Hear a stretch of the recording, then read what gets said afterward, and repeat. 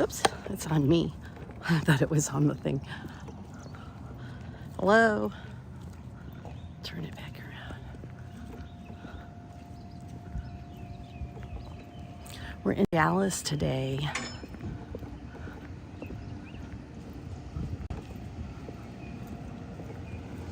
There's a lot of cars parked here. They weren't parked here earlier, right? No. I didn't see all this earlier. No, when we first got when we here. drove by. Yeah. So I bet you it's probably have a nice attendance. I don't know.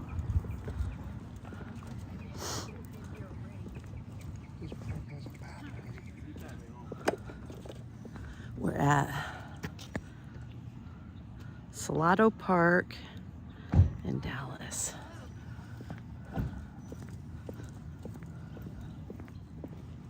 Oh, there it is up there. Okay.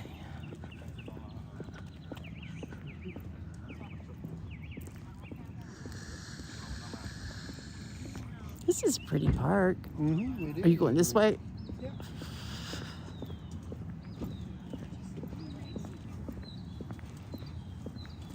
Yeah, it is a real pretty park. We saw, on the way here, we saw robots that were delivering food. I took video. That was funny, wasn't it? It was going through a parking. It was like at the university parking lot. We went over to UT real quick to just kind of see if anything was going on over there, and we were kind of confused where we were, but we were in this parking lot and we kept seeing these robots that deliver food, and it had like an advertisement on the side that said, "If you're hungry, order food," and it just looked like a little like cold box or hot box with a lid on it. And it did. It was just going through it. It stopped at the stop sign. It stopped if it had to cross the street, the little street.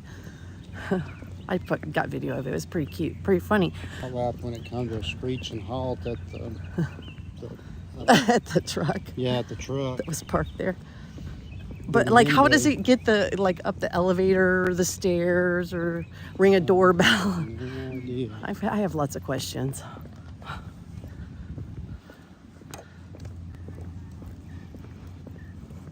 That's one of those things that sounds like a good idea, but it's like when you get down to the logistics of it, all it can really do is just kind of roll along the road and go up to a building. It's not like it can ring doorbells or do anything. I don't know. I may not be ready for robot delivery. No, I don't know if I am either.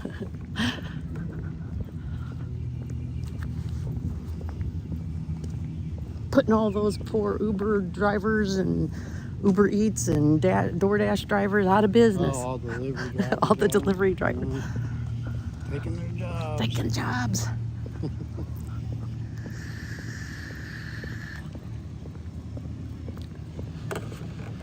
Oh, sorry.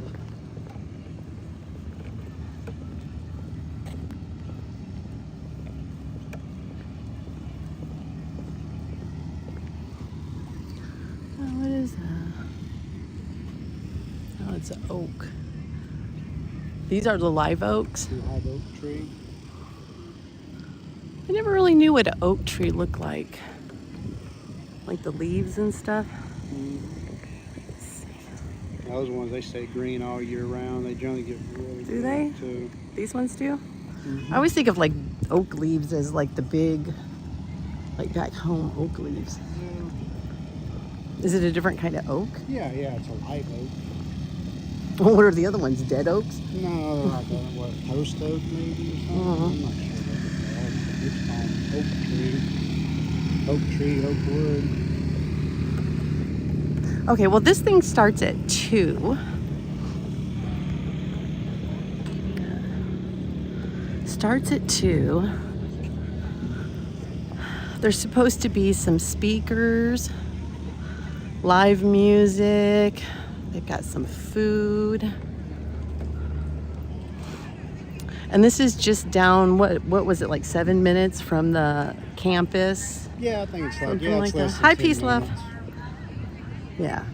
So it's not too far from the campus. Hi, sweetie. So glad to see you.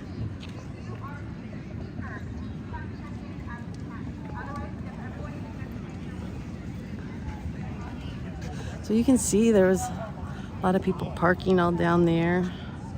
All down this road, it was all people parking and stuff, so. Peace says hello. Peace, love. Unity says hello. Hello.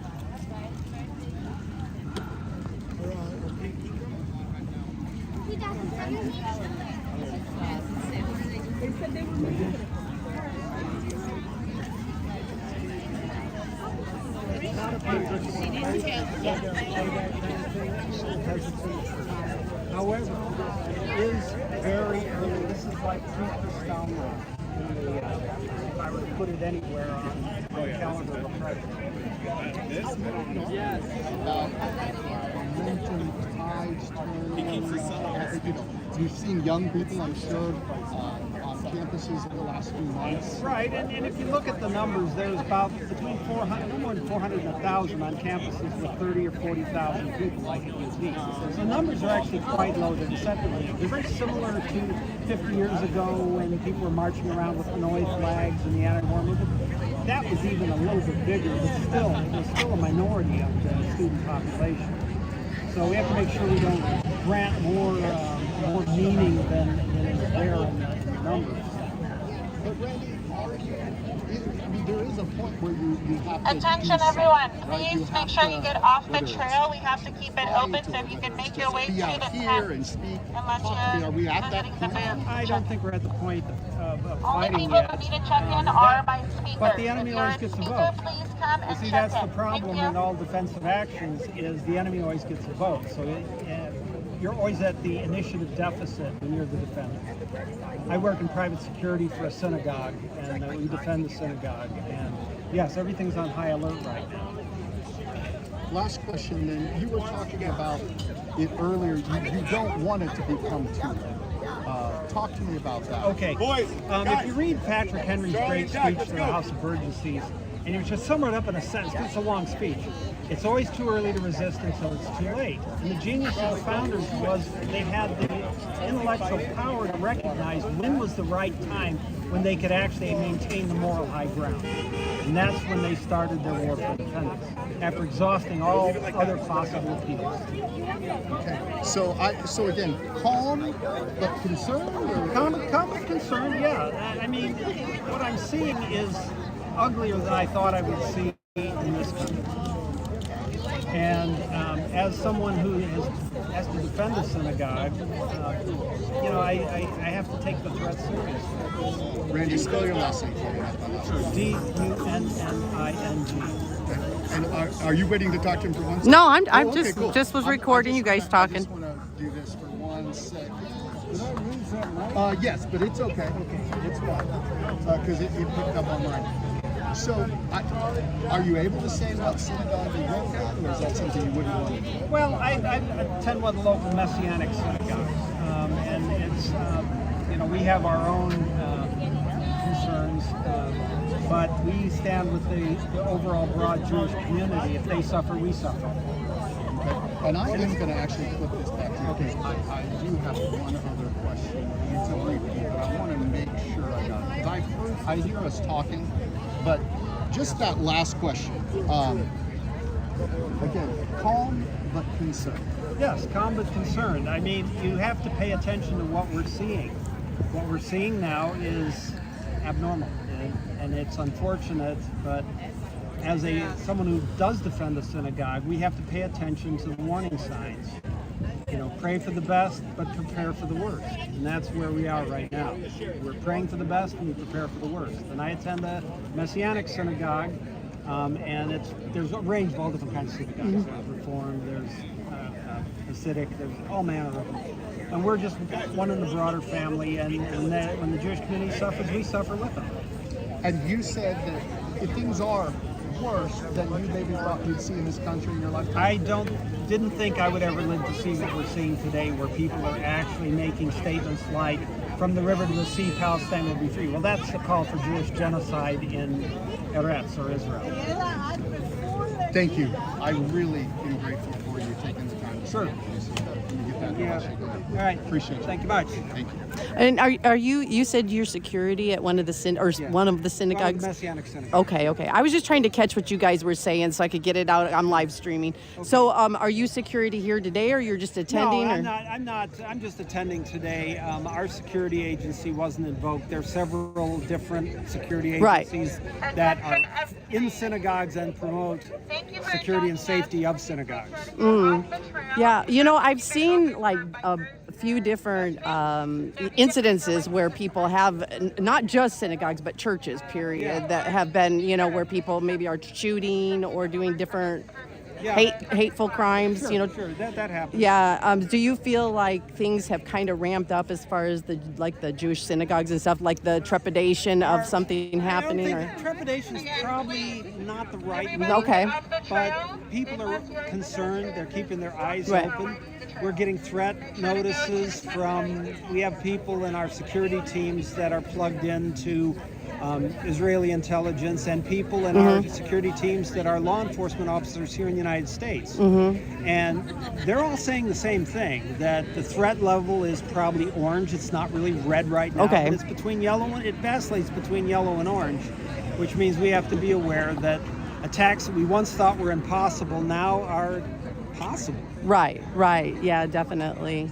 Well, kind of here in America, I think 9/11 is what got us to realize that. We've always thought, at least in my generation, I'm 53, and in my generation, it was just always, you're safe in America. Yeah, and we've often make that mistake of safety, but the world is here. We realize now that and nobody, The world is yeah. here, and there are people that wish us harm that are here. And if we don't pay attention to that, and if we don't stay alert and aware and have the means of defending Right. against those kinds of attacks, Yeah. I'm adamant that synagogues should be defended. They should be defended with force. They should have a team that's capable of projecting all legal force that a private security team can project if a deadly threat were to materialize, like happened over in Osteen's church, for example. Yeah. It's better to be prepared and not have to use. Listen, it's so funny. I'm talking with my security director. He used to train IDF, and I'm not going to say who this individual is. But I would say this. Yesterday, as we wound up and buttoned down the facility, he said, "Well, another boring day." And she said, "I love boring days." Love boring days. I know when I live stream, I do a lot of protests and stuff. And listen, the people yelling and screaming is content, like that people want to see. But the truth is that when I leave one and it's a nice, peaceful day, I'm like, this is a good day, Well, when nobody gets hurt. Our or positions should be well reasoned. Our Right. positions be defensible. We should be able to speak in such a way that we're not deafening others or jamming or blocking others and forcing them, compelling them to silence Right. by our loudness. That's just not the American way. I went to Austin, and that was after I think they had already taken down the encampment. So it was like maybe the next day or two. But that was what was nice, is that I got to get on camera some people who were from both sides, because there were some people there from the pro-Israeli side too, and people talking. Now they may not have been agreeing, which is okay, but they were talking and they were having Have the conversation. discussion, and you don't have to agree. You don't have to bow before the other's opinion. But you can be strong in your beliefs, but you can still listen to others. And if you're actually secure and strong in your beliefs, the other side's arguments don't really move you either to anger or to Right. or to fear or anything else. You just say, okay, that's their opinion. I think it's misguided, and And move you on. Move on down. Yeah. Move on down the road. But it's funny because 3 years ago, when in synagogue defense, the worry was the random shooter. Now the worry is 5 guys with AKs rolling up, even here in the U.S. Yeah. to make a political statement and take down the synagogue. Right. And we can't allow that to happen. Oh, I do have a question for you. I had heard that the House had passed some kind of law, and it was I would title it as anti-hate speech kind of thing, but that they were trying to make it so that you can't criticize Israel and all that, like it would be illegal to criticize. What do you think about that? You know, once again, you can always count on the Congress to do the wrong thing. You know, see, but the problem is, there's people screaming and yelling, "Do something!" Right. And when you tell a politician do something and you don't come up with constructive proposals, I used to be in civil government. I was mayor pro tem of one of the larger cities here in Memphis, and so when people come in and just scream, "Do something." The fact of the matter is, they'll do the wrong thing, but at least they're doing something. Right. I learned that with protesting, too, that if you just go out and protest and say, I don't like something, then you're just a little bit of noise and they can ignore you and you walk away. You need to have a plan that here's what you can do for me. See, for example, I have a peace plan for right now. Mm-hmm. It's simple. Hamas must surrender unconditionally. Hamas must relinquish control of the Gaza Strip back to Israel. Those who wish to continue living there merely have to sign paperwork saying they accept Israel's right to exist and that they will participate as full citizens in that government. And thirdly, that the people that did the Al-Aqsa flood and its monstrous crimes must all be brought to justice, up to and including capital punishment. Then Israel has no reason to continue rolling the tanks, and they can all go home and back to their kibbutzes and all that, which, frankly, truth be told, most want to do. Mm-hmm. Do you think there ever will be, I mean, honestly, peace between like Israel and Palestine, maybe even its neighbors? Well, first off, there's no Palestine. Palestine, if you look, there's no genetic Palestinian marker that you can take in a blood test on 23andMe. Right. What you find out is all the Palestinians are either Syrian, Egyptian, or Jordanian, and they're just a group of the Arabs from that area that happened to be living in Israel when the partition occurred in 48. The Arabs rejected the partition, went to war, told all these people, just move out your homes, we're going to push Israel into the sea, and then you can have Israel's land and everything, including the land you sold to them. And they all believed it. Well, it didn't happen. So now they're all sore. So nobody called it Palestine when Jordan ruled it from 1949 to 1966. It's never called Palestine. The part that was ruled, or the Gaza Strip, that was ruled by Egypt wasn't called Palestine. And the parts that were ruled by Syria were not called Palestine. It was only after the 67 war, when Israel won that tremendous victory, that suddenly this group now is calling themselves the Palestinians. You know, I think they first started the notion in 64, but it really didn't catch fire until 67, 68.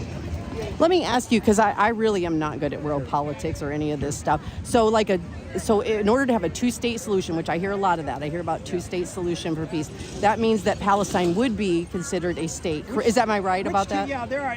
Am I correct? That's the claim right now. But I want to ask them, which two-state solution? There was a two-state solution before. Do you know that? The two-state solution before created the British Mandate and Jordan. What used to be Jordan was originally promised to the Jews in the Balfour Declaration. And they said, no, we need to give the lion's share of the land, everything on the west bank of the Jordan River needs to go to the Arabs, and then the Israelis can have everything from the east bank. And then when they partitioned, then they did the second partition, which happened by the UN in 1949, and the Arabs rejected that as well. So then this would be the third partition. Well, start doing the math. Third partition, and then after that's done, we need a fourth partition where Israel has to give up more land, and the fifth partition until there's nothing left. Yeah. So it's dishonest. I'm sorry. The call for a two-state solution is dishonest. Israel's abandoned it because it doesn't work. They removed all the Jews from Gaza. They gave the Palestinians Gaza. And said, let that be their governance experiment. And in their experiment, they invested all their money in weapons. They elected Hamas and continued to re-elect Hamas every year for 18 years. And then they broke out and murdered 1,200 Israelis in the most brutal, horrifying way imaginable. So, frankly, that's why I'm wondering. I was just wondering your just your gut feeling, because like mine would be that I hope for peace, but I have just this feeling that there's just I don't understand how, because people just seem to be so much fighting. Golda Meir probably said it best.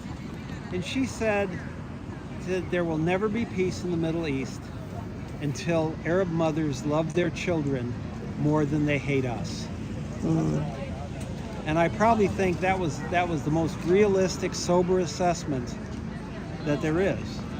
And as someone once pointed out, if Israel were to lay down her arms today, there would be no more Israel. If Israel was to lay down her arms today, there'd be no Israel. If the Arabs are to lay down their arms today, there would be no more war. I've heard somebody say that. Randy Dunning. Randy, it was nice talking to you. Thank you. We'll be starting soon. Well, he was very interesting. Yeah? He worked security at the synagogues. Oh, they got people out here.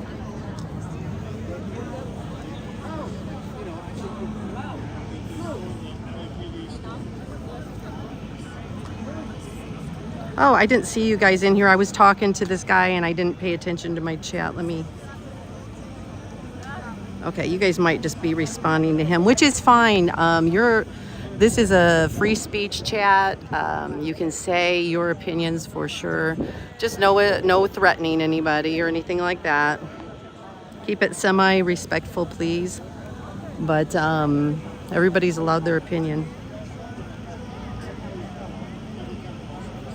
Okay, there's that. Thank you. I'm not really good at interviewing people, but I do have questions and stuff. Things that I find interesting or I kind of wonder about. I'm not into world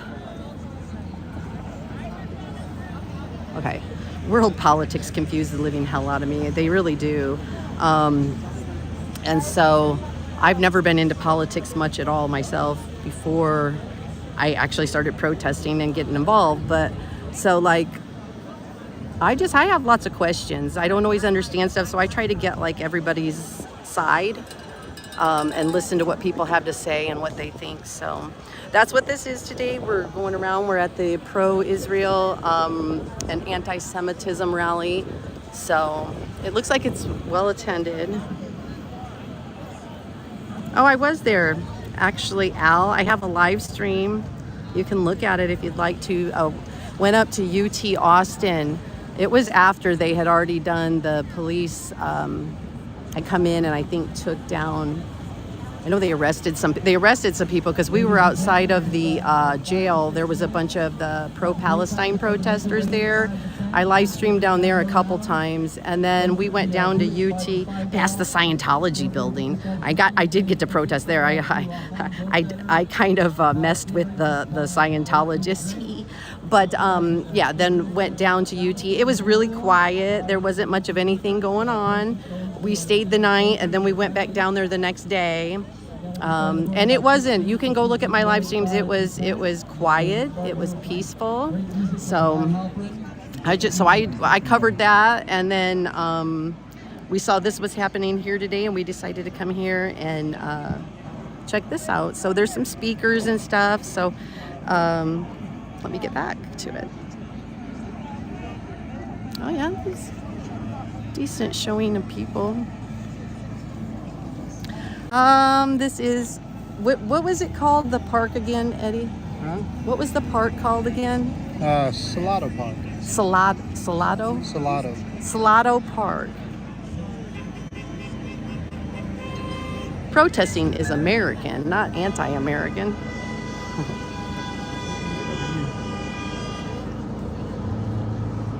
Come down here, see if we can see the people.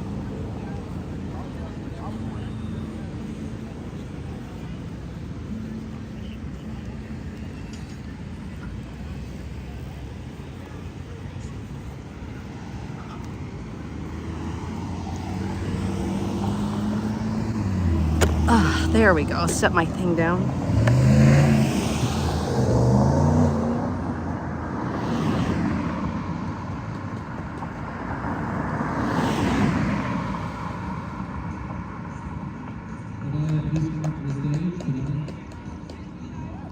First Amendment. I'm all about the free speech part. I think everybody should have free speech. And I think you should be able to speak your mind and you don't get arrested. I think that you shouldn't get assaulted. You know,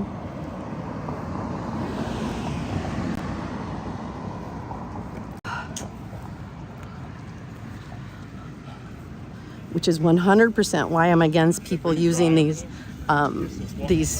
false POs to quiet down people's speech and keep them from protesting. That's so wrong. That's swatting, beating people.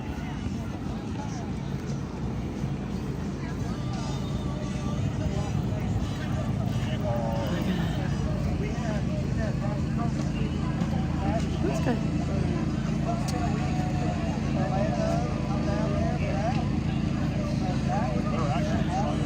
What is this? This is, oh, this is, I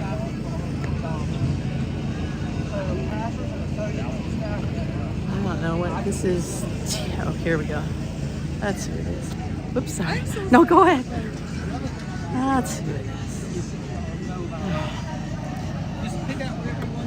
Oh my God. No. They got food. I saw the menu. They got like barbecue sandwiches. Oh, they got gear too. That's what. See, we got nachos. I know they had hot dogs, some barbecue beef sandwiches. Oh, pretzels. Okay, and it looks like we got a bunch of gear here. I'm gonna go around here.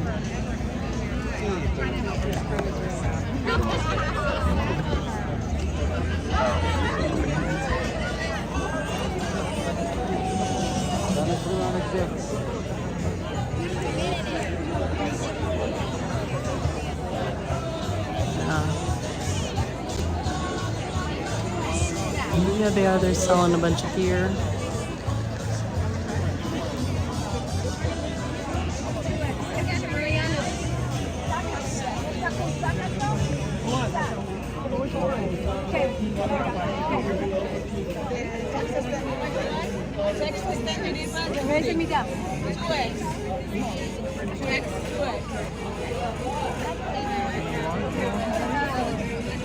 Morning.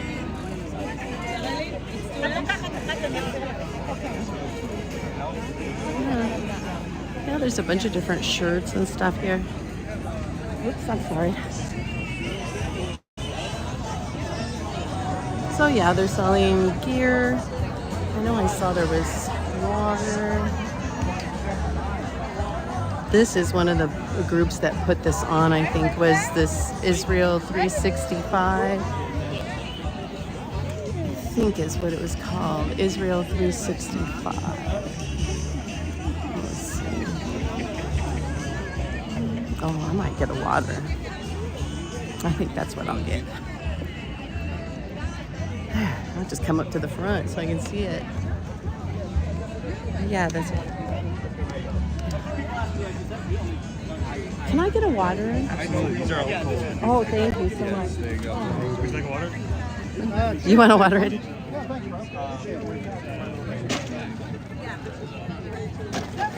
on Amazon.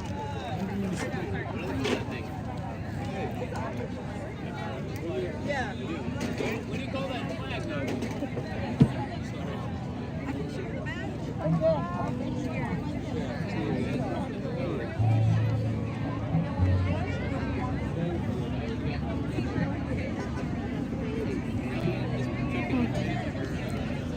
All right.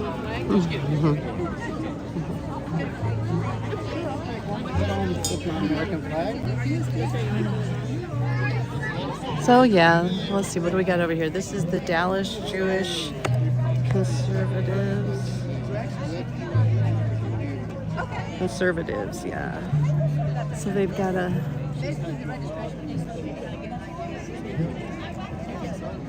Here we go, let's go to this. This is where we're at. Yeah, that'll tell it.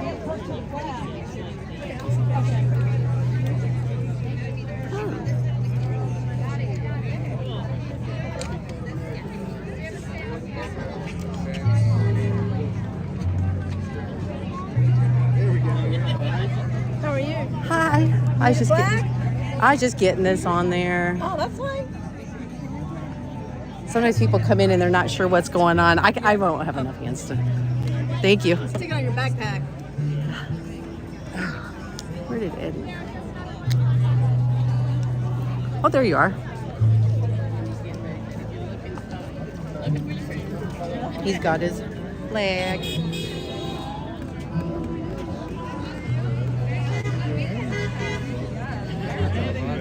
South Africa doesn't sandwiches well, but You ready?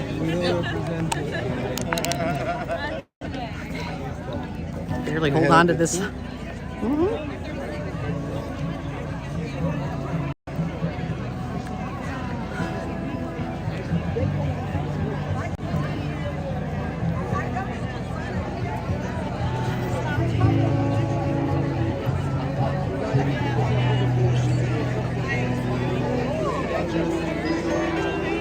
Let's see, up there's the thing. Let's go outside of the. earlier I was right over here on the side. And if you want to get up Right.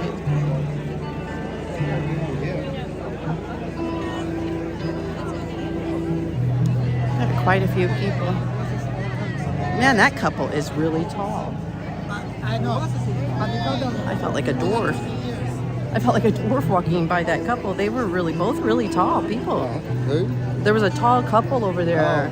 I said, I kind of felt like a little dwarf, man. Dwarf. Yes, like a short person.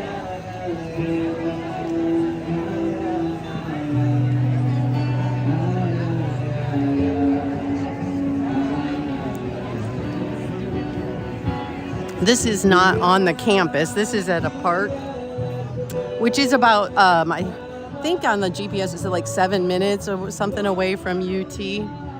So.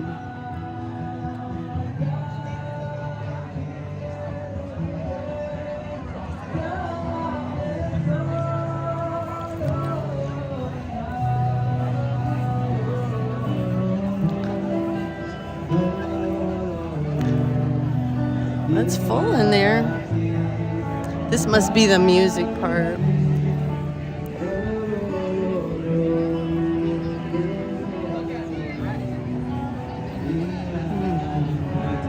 You know what? I might be able to actually have the best spot to just video, like just over here, kind of from the back. Maybe get in here. Come over here, maybe. No, I like the other side better. Right over here. So you can see people. Yeah, I like that.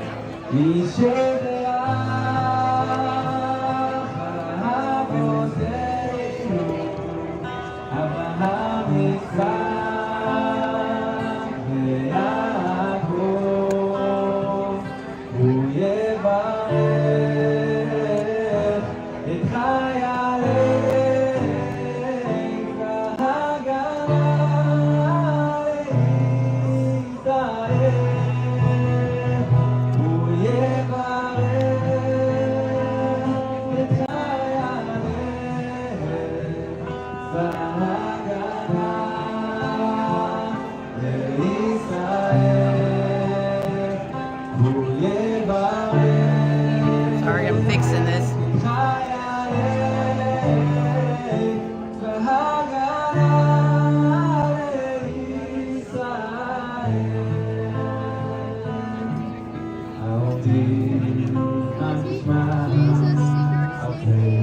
What the hell?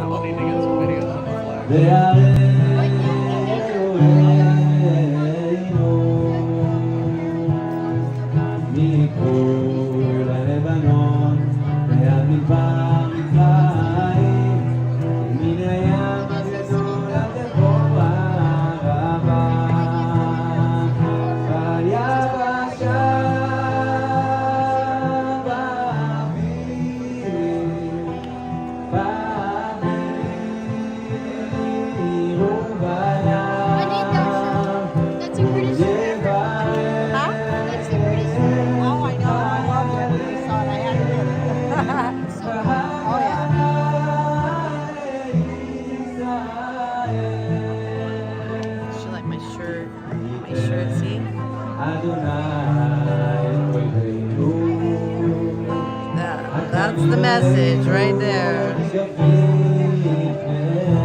It's for everyone. It's really hard to let people you don't agree with have their free speech, especially when you really disagree with it. But it is imperative that we are all allowed our free speech. So.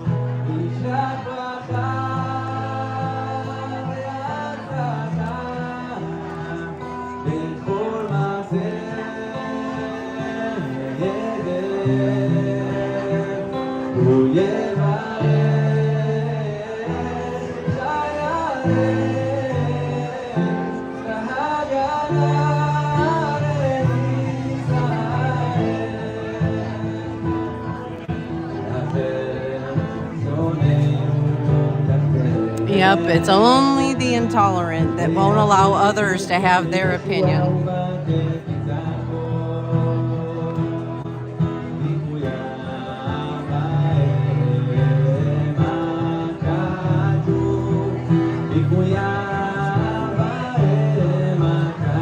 That's why I like to video at protests, because the protest is something that I've done, and it's getting your voice out for whatever your cause is.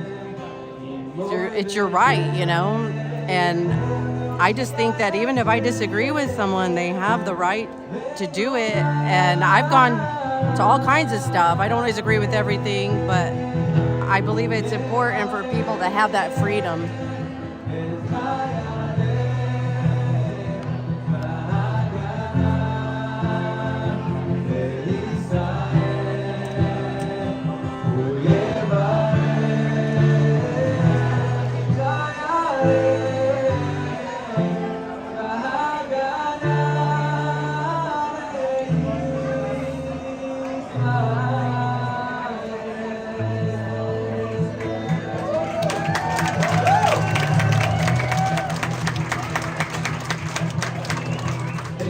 Now we sing together Hadikma.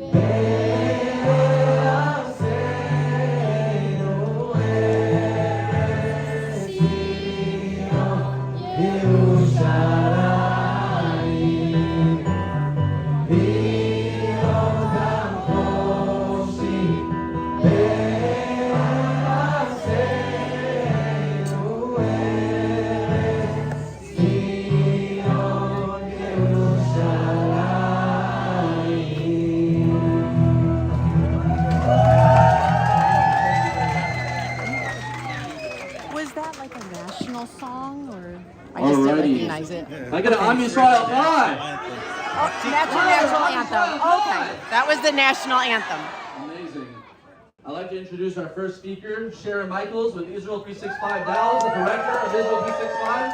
Sharon, take it away. Okay, the first announcement I have to make before I make my little speech is if your car is over there in the alley, you must move it. You're getting us in a lot of trouble.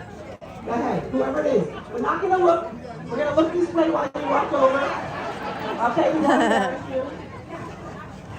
I want to thank each and every one of you for being here today. We thank you for standing with Israel and the Jewish people. Like Benji said, my name is Sharon Michaels. I'm the director of Israel 365 here in Dallas. This organization, Israel 365, was founded over a decade ago. by Rabbi Tuli Weiss with the main mission to bring Christians and Jews and people of all faiths together in support of Israel. Little did we know the job I would have to do after October 7th. Our branch, the first outside of Israel, was started right here in Dallas just a little over a year ago. This kind of event only comes together today because people and organizations say we are going to stand up. We are going to take a stand against anti-Semitism. And we are going to stand with Israel.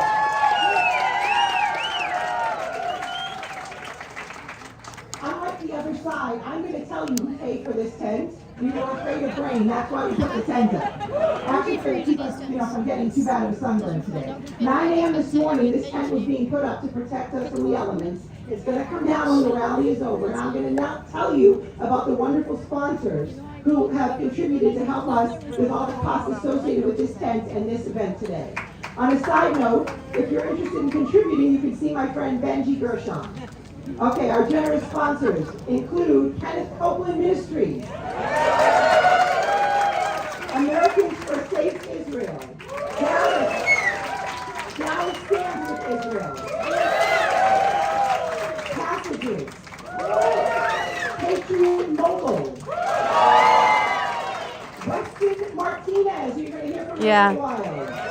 See, what you forget is that my stream is not the street. It's my stream. So on here, I determine what speech is free. Just like I would in my house. So you tested it. Now you found out what the rules were. Texas Protective Security, Caribbean Security Solutions, and a special round of applause for our Dallas Police Department.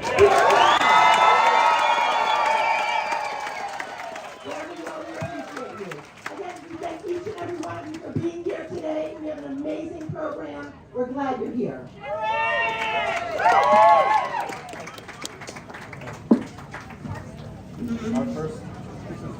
Our first speaker is the director of Olami Dallas, Rabbi Jack Rubin. Avinu Shabashamayim Tzul Yisrael V'Goy Aloi. Mareches Medinat Yisrael Havin Alav Evres Chasecha Ve'afrois Alav Duka Shlemecha. ושלחך במיתך לראשי השרה ויועציה וסכנים בעץ הטוב ומפניך. חזק את ידי מגיני הארץ מבקשנו והנחילם אלוהינו ישוע ותרץ נצלחם תעטרם ונשאת שלום בארץ ושמחה העולם ביושביה. וסכנו כל בית ישראל קדנו בכל ארצות פזוריהם צדקנו מהר הקומיות לציון יראך וירושלים משכן שמך. כך עשו בסתורס מוישה עבדך נמידך ובקצה השמיים משום יקבצך אדינו אליך ומשום יקחך. והביאך אדינו אליך הארץ אשר ישע ביסך וגירשת והצילך והרבך מאביסך. ויחד לבבינו לעבור לירא שמך ולשמור את כל דברי שרסך. ושלח לנו מהרה בן דוד משיח צדקך. לפתו אשמך כקץ ישועתך, היפה ודגו נזך על כל ישבי טבע ארצך. ויאמר כל אשר נשמה באפי, אדינו לישראל מלך ומלכות בכל משלה, אמן סלה. Father in heaven, protector and redeemer of Israel, bless the state of Israel. Shield it beneath the wings of your love. Spread over it your canopy of peace. Send your light and your truth to its leaders, officers, and counselors, and direct them with your good counsel. Strengthen the defenders of our holy land. Grant them, our God, salvation, and crown them with victory. Establish peace in the land and everlasting joy for its inhabitants. Remember our brethren, the whole house of Israel, and all the lands of its dispersion. Speedily bring them to Zion, your city, to Jerusalem, your dwelling place, as it is written in the Torah of your servant Moshe. Even if you are dispersed in the uttermost parts of the world, from there Hashem your God will gather and fetch you. Hashem your God will bring you into the land which your ancestors possessed, and you shall possess it. And God will make you more prosperous and more numerous than your ancestors. Unite our hearts to love and revere your name, and to observe all the precepts of your Torah. Speedily send us the righteous Messiah of the house of David, to redeem those waiting for your salvation. Shine forth in your glorious majesty over all the inhabitants of your world. Let everything that breathes proclaim, Hashem, God of Israel, is King. His majesty rules over all. Amen. Selah.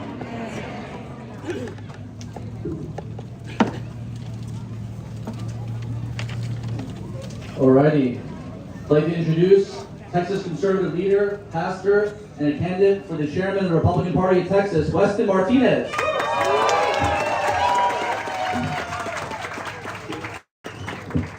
Shalom, y'all. Hey, Peace, just for the future for me, Join take a me in screenshot of Al Munson's Father God, N-word.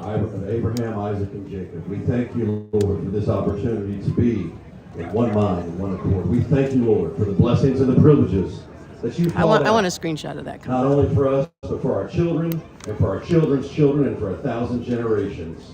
We thank you, Lord, for all that you have done to bless Israel. We thank you, Lord, for your command that we are to bless Israel. That's my We mod. speak against Peace, those love, enemies unity. that war against Israel, and we command them to close their mouths like you closed the lions and the lions den with Daniel. We speak against them that all the plans of the enemy be confused, and that all of the hostages that are there right now, Lord, that they have peace, and Lord, that you open up the gates and you bring them home today. You bring them home in one mind, in one accord, because they are free. They are free as we are free. And we thank you, Lord, that we live in this state, in this country, where we can speak with our first and constitutional amendment. We thank you, Lord, that that amendment is not given to us by man, but that amendment is given to us by God. In your name, we all unite and say, God bless Texas, God bless America, and may God continue to bless Israel.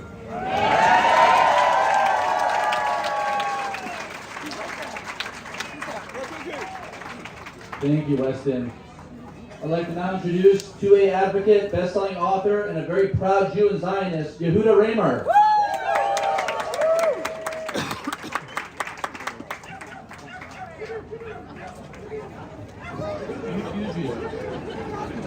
I apologize if I read off the paper. I'm just not great at public speaking. But I want to thank everyone for gathering here today. In these trying times, we must remember the words of Psalm 144:1. Blessed is the Lord, my rock, who trains my hands for battle and my fingers for war. The warrior's prayer speaks to a Jewish legacy of resilience and preparedness that many within our community have unfortunately forgotten. We stand at a pivotal point in American history where the rise in anti-Semitism has been intensifying. Since the end of the Obama administration, our nation has witnessed a disturbing increase in violent acts against Jews. Shootings, stabbings, beatings, and violent expressions of hatred across social media. And in the wake of global events, particularly after October 7th, the scale of anti-Semitism has reached unprecedented levels even greater than pre-Holocaust. Whether the anti-Semitism is cloaked in political beliefs or overt prejudice, the resurgence of such hatred is undeniable. Yet in these terrifying times, there's a pressing concern that a response has been lacking. Jewish Americans' reaction has been to call for stronger anti-hate laws and public demonstrations of unity. While these are important, they lack the Jewish warrior mentality that has kept our nation alive for 3,000 years. Historically, the Jews have not only been scholars, but also warriors. From Abraham fighting the four kings to Joshua's campaign, King David's battles to the Maccabees, from more modern figures like Mordechai and Levitch, the leader of the Warsaw Ghetto Uprising, and Eli Cohen, a legendary Mossad spy. Our lineage is rich with examples of formidable courage and active defense and offense in the name of Judaism. The idea of the Jewish warrior mentality brings us to a critical point: the role of self-defense in preserving our Jewish identity without fear. In the United States, the Second Amendment guarantees the right to bear arms, a right that is the only barrier separating freedom from tyranny. The lessons of history are clear. Policies that disarm vulnerable communities precede enslavement and worse. We remember all too well the German government's progression from weapons registration to confiscation to the tragedies of Kristallnacht and the Holocaust. But we cannot allow that to happen here in America. Yet, Jewish America's silence is deafening when our voice should be deafening concerning the Second Amendment.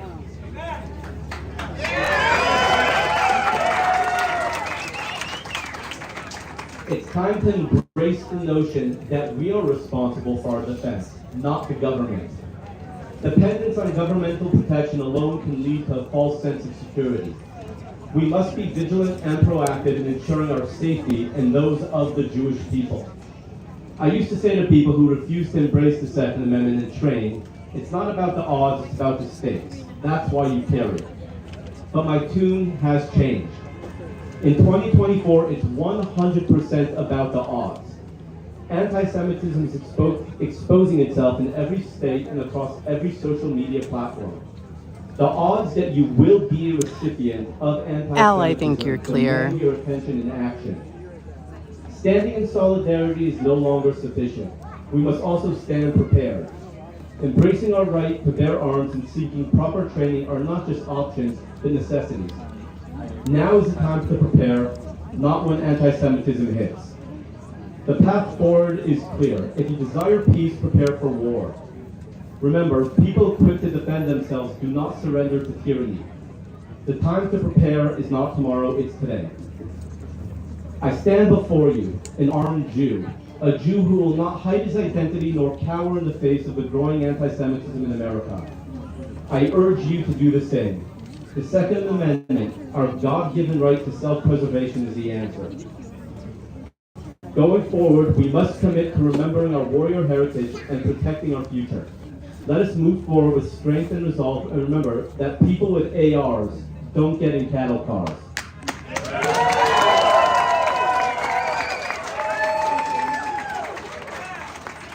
Stand with strength and live with courage. Thank you.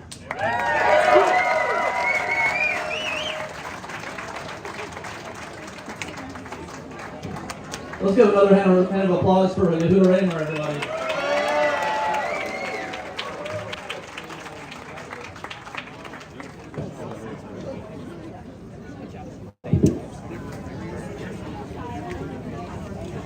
Alrighty, so it's an honor to be here with y'all this afternoon. Thank you so much for taking the time to come out on your Sunday. For those who don't know me, my name is Benji Gershon. I'm the founder and president of Dallas Jewish Conservatives. Thank you very much. Let me tell you all something. I'm saddened, I'm frustrated, I'm outraged, and I'm flat out angry. It's 2024 in the United States of America. If you didn't know what year it was, and you opened up a history book, you may think we're living in Germany in the 1930s. But I'll tell you what, there ain't no way that I or any of y'all here today are going to just wait around for another Holocaust to happen before we step up and open our mouths. Am I right? We have an obligation and a duty, not only as Jews and Christians, but as Americans, to stand up, speak out, and let the world know that never again is now, and that anti-Semitism, terrorism, and evil has absolutely no place in this country, in Israel, and anywhere around the world.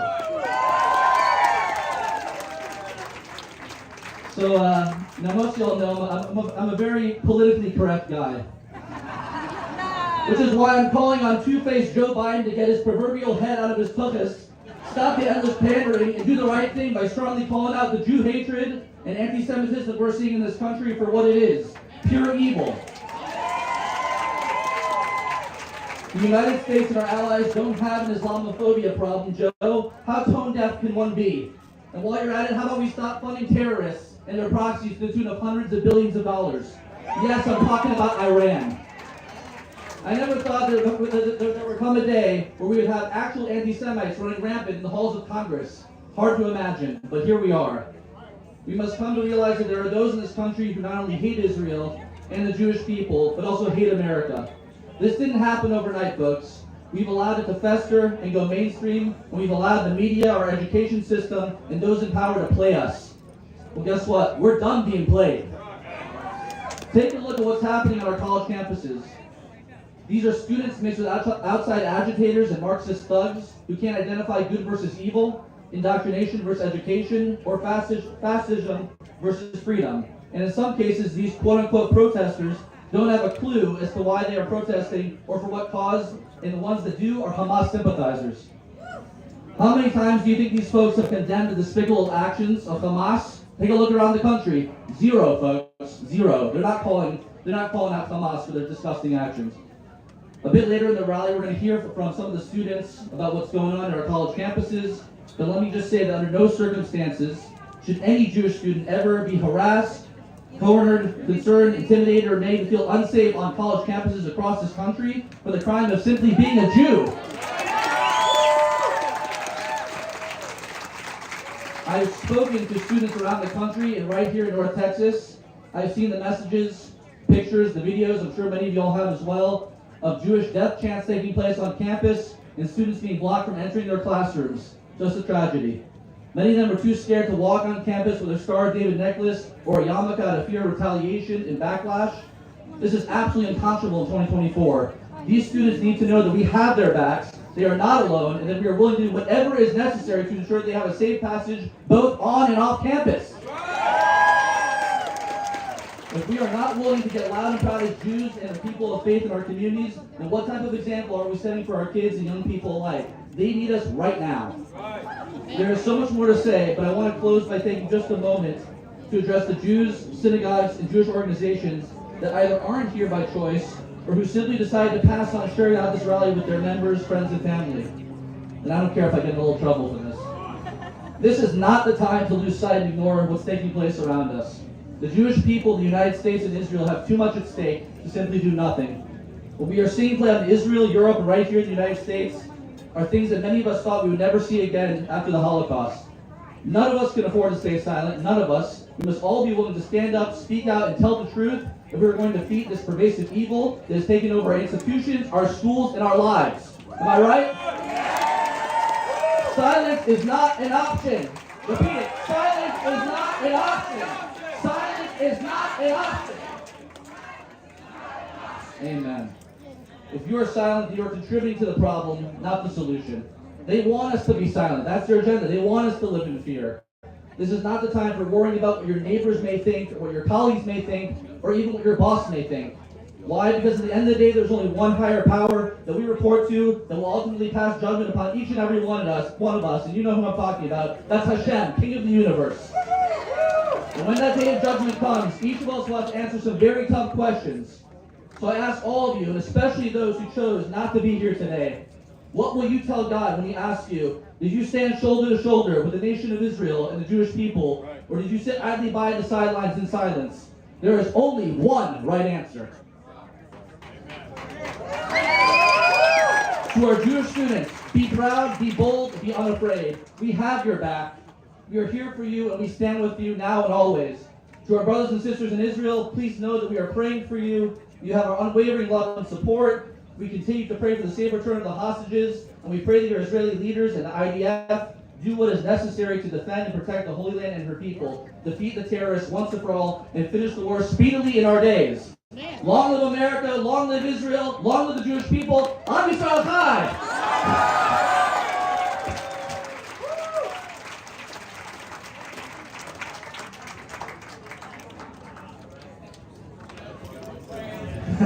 And now I'd like to reintroduce my friend Weston Martinez, who's going to come on up and tell you some more thoughts.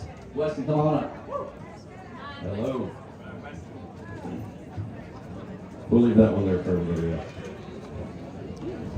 Ladies and gentlemen, we stand here today unified, one mind and one accord. And it's just the way we are supposed to be, because when we have evil in our land, what are we supposed to do? Stand up against it. Stand up against it, root it out, put it in the ground. You see, ladies and gentlemen, we have too many people that want to stand by and say, oh, they won't come to my house. Oh, they won't put a cattle car in front of my school. You see, ladies and gentlemen, whenever I have people at universities that have taxpayer-funded employees, the professors, telling them things like they should be over there chanting anti-Semitic hate speech, it's time for them to be fired.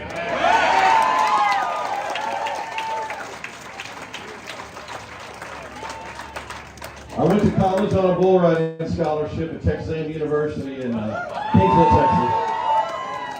I've got a couple of kids at Texas A&M University College Station. But I was at the University of Texas 2 days ago.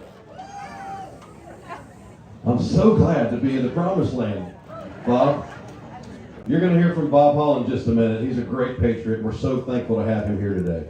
But I will tell you that I did a quick video in front of the University of Texas, and I thank all of those statewide officials, the governor, lieutenant governor, Ag Commissioner Sid Miller, who's helping us out with this event today, the Attorney General, and thank them for what they did to stand up to these people at these college campuses.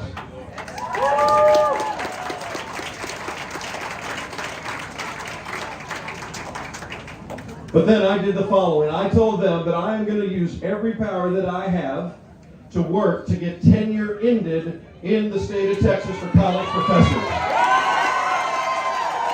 There is no reason why a college professor, a state employee, should have a job for the rest of their life with no accountability, with no transparency, when they're out there radicalizing people to hate the country that paid for the walls of the buildings they're sitting inside of.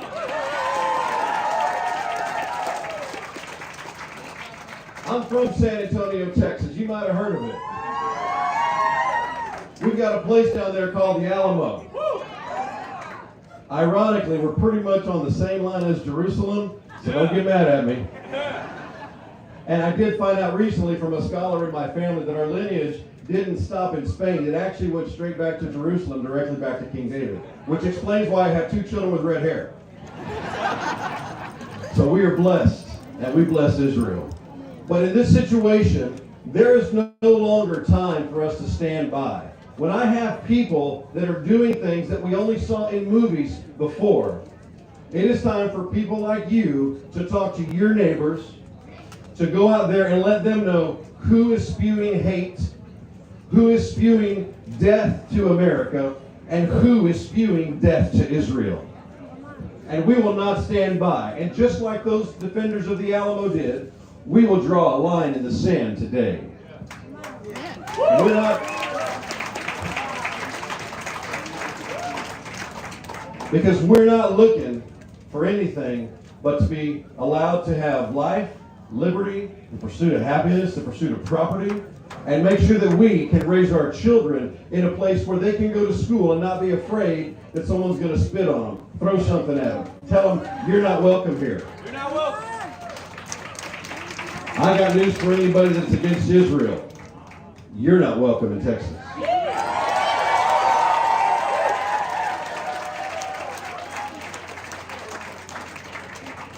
There's a lot more that I could say, but we got a lot of better speakers to come up and speak after me. So I just want to thank you guys for being here. Thank all the supporters that have helped make this possible. Benji and all of the folks. James, it's a great privilege for us to unite under the banner of freedom, under the banner of the Texas flag, the American flag, and the Israeli flag. God bless you, God bless Texas, and God bless Israel.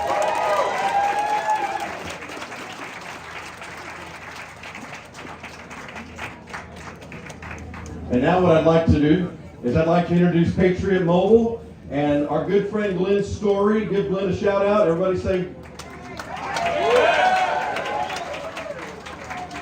So Glenn Story is a good friend of mine. When I called him and said, hey, we want to do this, James, I'm going to pop that picture up. Can you get it? The one I text you to your phone? That's all right. I'll just tell you real quick. So, I will tell you, Glenn Story, got all kinds of people on my brain.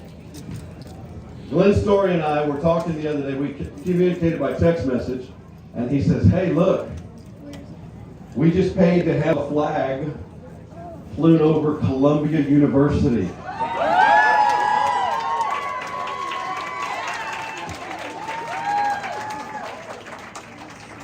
And the flag said, God bless Israel.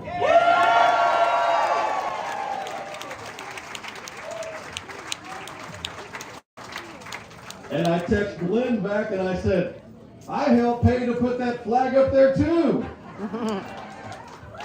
So myself, Glenn Story, some other patriots, Dr. Hotze, some other individuals, we paid to have that flag flown over Columbia University last Saturday. Thank God, thank God.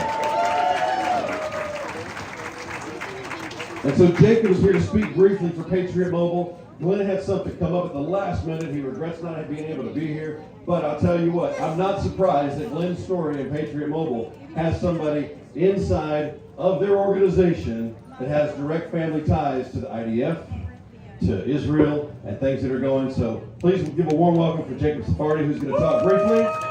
Jacob, God bless you. Thank you for being here today. Thank you. Good afternoon, everybody. It's amazing to see this beautiful turnout. You know, it can get to be a little distressing when you see everything going on the media and these college campuses. And, you know, it looks like hope is lost, but I promise you that hope is not lost. In fact, hope is just starting to flourish among all the college students around the country. As he was saying, I've lived in Israel before. I had a brother who's in IDF. I have other family and friends who were in the IDF that were there on October 7th, and I'll never forget that morning. Getting that pounding on the door, wake up at 5 a.m., it's a Jewish holiday, there's a war in Israel. And I will never forget that. First people that I get on my phone, obviously my family, parents, sisters, brother, and then right after that, the founder, co-founder, COO, CMO, my best friends, everybody from Patriot Mobile right thereafter. And since then, it's been nonstop support, and I want to highlight this as a beacon of light as to what we can all do. You know, I'm Jewish, they're Christian, but we have to unite as Jews and Christians to fight this evil that's coming down on the U.S. and the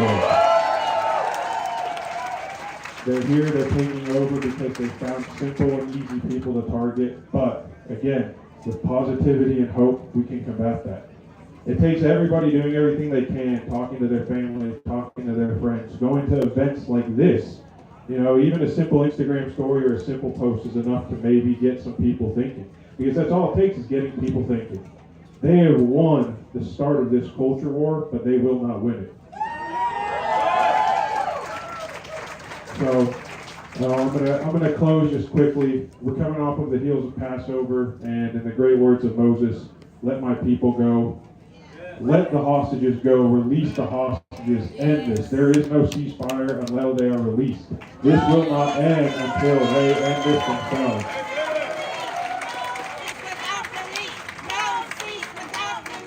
No cease without release. I like that.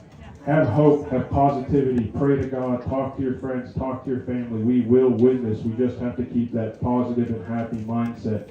It's dark right now, but I promise you the light is coming soon. God bless America, God bless Israel, God bless Texas, and God bless all of you here today.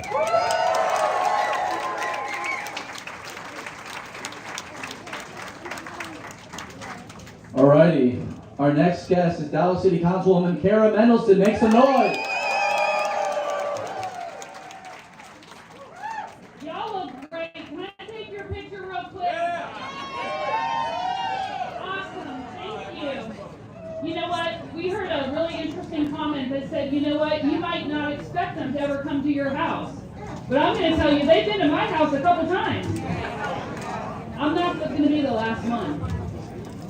So we're here on the eve here of Holocaust Remembrance Day, and the echoes of the Holocaust are getting louder and resurfacing in terrible ways.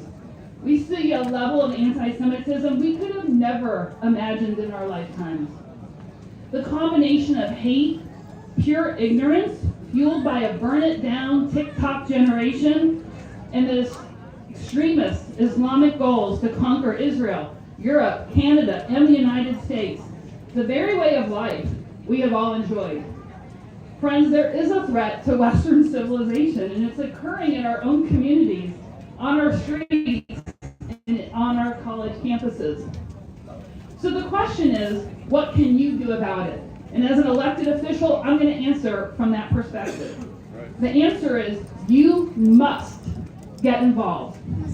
You must. We need more people with common sense, moral clarity, and the courage to speak up. You need to become a leader in your PTA, in your HOA, on a nonprofit board, in your church, in your synagogue. It means you need to run for school board. You need to run for city council. You need to run for county commissioner. And if it's not you, you need to help someone you agree with. You need to serve on a board or commission. In Texas, we are so blessed with a state leadership and congressmen that fully support Israel. I want to thank Senator Bob Hall for being here today.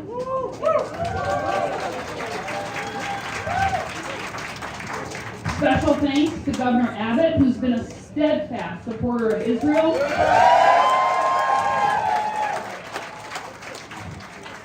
And as a personal note, I'll tell you, 2 weeks ago, he appointed me to the Texas Holocaust Genocide and Antisemitism Advisory Committee. I'm looking forward to working with that group. And for now, I just want to say, God bless America, God bless Israel, and God bless the great state of Texas.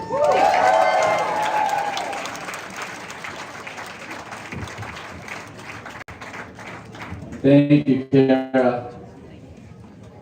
Our next speaker, you heard him sing before with his beautiful voice. He's a former IDF commander. Please make some noise for Pedaya Halprin.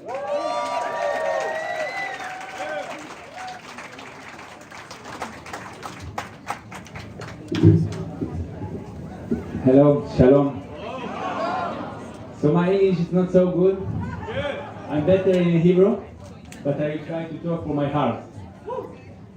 So first of all, I'm so proud to stand here as a soldier, as a commander of IDF with you together.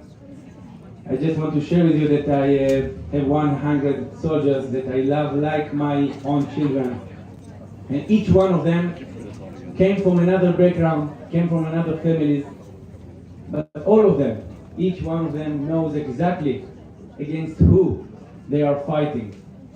They are fighting against the evil. They are fighting to protect their families, their wife, their sons. And it's so clear for them.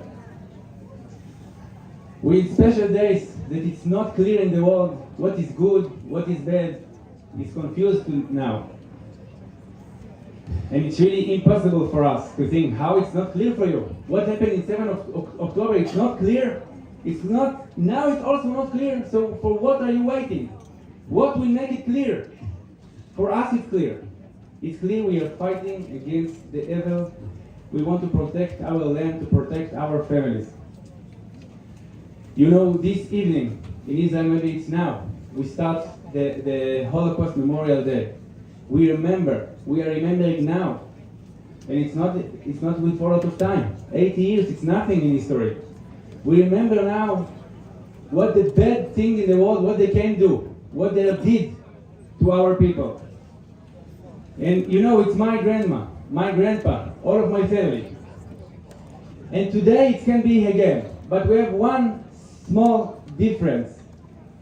It's called IDF. Tzahal. So, I am proud to be part of IDF. I to be proud to be commander in IDF, and to be part of the good of the people, the fighting against the evil in the world, to be in the God side, in the good side. And I tell to all the people, they are in quiet now. They are afraid. They are not clear for them. I come and tell them, come to be with us. We are together here. Don't be afraid. Come, we are proud to be on the side of the good. We are proud to be on the side of the God. And I'm so happy to be with you. Thank you all. Thank you very much. Am Israel Chai. Thank you. Am Israel Chai. Round of applause for Pedaya. Hi, Tanya. And this time, we have a very special message from Pastor Larry Huck, who would love to be with us, but he's actually on March of the Living, and he'll tell you all about it in just a second.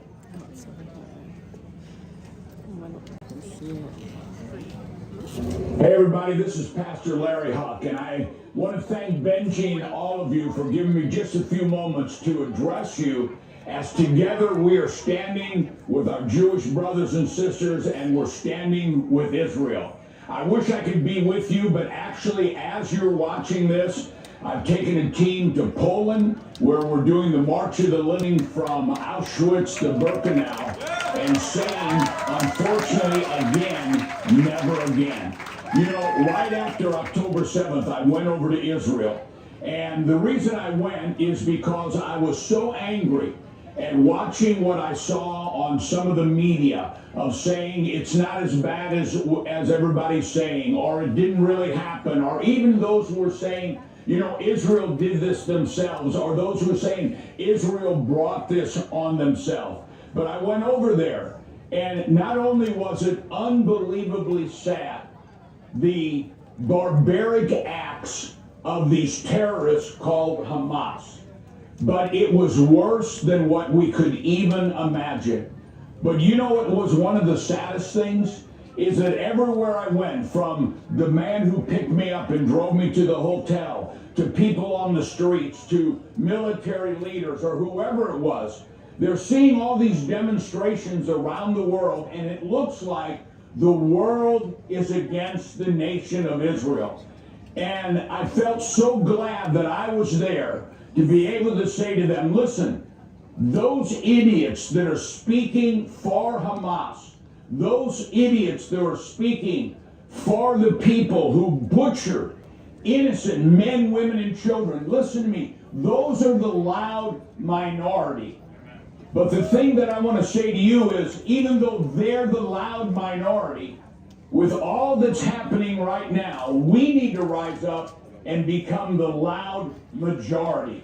You know, from what we're seeing on college campuses, with these kids that are celebrating a group of terrorists called Hamas, celebrating our nation's relationship with the #1 country in the world that sponsors terrorism, Iran, to the ICC, who's calling for the arrest of Benjamin Netanyahu and General Gahan and all these leaders. I want to say to all of you, whether you're Christian or Jew, rise up, let's rise up, stand up, speak up for the nation of Israel and against anti-Semitism wherever it is. You know, as you're seeing this, I'm actually standing on the ground in which atrocities that happened to the Jewish people, Auschwitz, that the world would think, how could this ever happen again? And I want to say to all my Jewish brothers and sisters, as we're marching right now, as you're watching this, and we're shouting, tens of thousands of us, we're shouting never again. We need to shout that louder than ever before. You know, last year I had the honor of marching in the March of the Living. Rabbi Lau, Chief Rabbi Lau of Israel, asked me to walk with him. And here's a Jew and here's a pastor, here's a rabbi and a pastor walking together and saying, we must never allow this to happen again. And now we need to say that, folks, louder than ever before. We need to say it in our jobs, we need to say it in our churches, we need to say it in our synagogues, we need to say it in the voting booth. We need to let every leader know, you will not be our leader if you don't stand up and speak up for the nation of Israel, not only their right, but their obligation to make sure that they can live without terrorism in their country. And I want to say this to all my Jewish brothers and sisters. I'm making you a pledge that I will speak up and stand up as loud as I possibly can to gather Christians and Gentiles to stand with you. And I hope I can say this correctly. We don't want to hide our Jewish brothers and sisters in our basements or behind hidden walls. We want to stand up with you in public, arm in arm, shoulder to shoulder, spirit to spirit, heart to heart, and vote to vote, to say every Jew, whether in America or Europe or wherever, and especially in Israel, you have the right to live without the fear of terrorism. And as a Christian, I'm going to call on the world as loud as I can. And I want to ask you to hear that call, that we will stand with you and we will say to the world and every leader of the world, never again. God bless you. God bless America. And God bless our Jewish brothers and sisters. And God bless the nation of Israel. I'm Pastor Larry. I love you and I will stand with you till the coming of the Messiah. Pastor Larry. Alrighty. Without further ado, our next guest is Ophira Turgeman. She's a UTD student. Make some noise.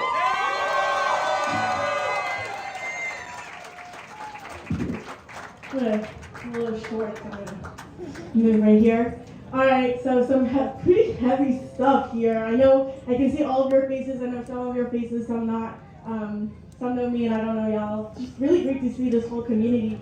I want to first start my speech by saying, like, I'm a student at UT Dallas. I'm not sure if he just said that. I'm a student at UT Dallas. Recently, there's just been a lot of conflict at UT Dallas, and it's so saddening, it's so horrific. But seeing all this community coming together is just, like, my heart's racing. Like, this is just absolutely crazy. So give yourself a round of applause, because that's crazy that you made it. All right, I want to start by saying that recently over Passover, so I teach second grade, right? So recently over Passover, I was teaching them about, the Seder plate and how, like, hamaror and, like, the little, like, curves and, like, the matzah. And then I said eggs, and they're like, oh, why are we eating eggs? And, I had to think about this. So, like, if you really think about this, Israel, the Israel community, the Jewish community is kind of like an egg, right? So if you put it in, like, individually, we're all a little jiggly, like sometimes we'll, go to, like, one side. We're very, like, hard on the outside, but very soft on the inside. I'm Israeli, I know. But when you put ourselves together under pressure, we all become one. It all becomes, like, boiled and hard. And we're just all here for each other, to support each other. So just, like, take a moment to think about that. Because isn't that so clever? That's so clever.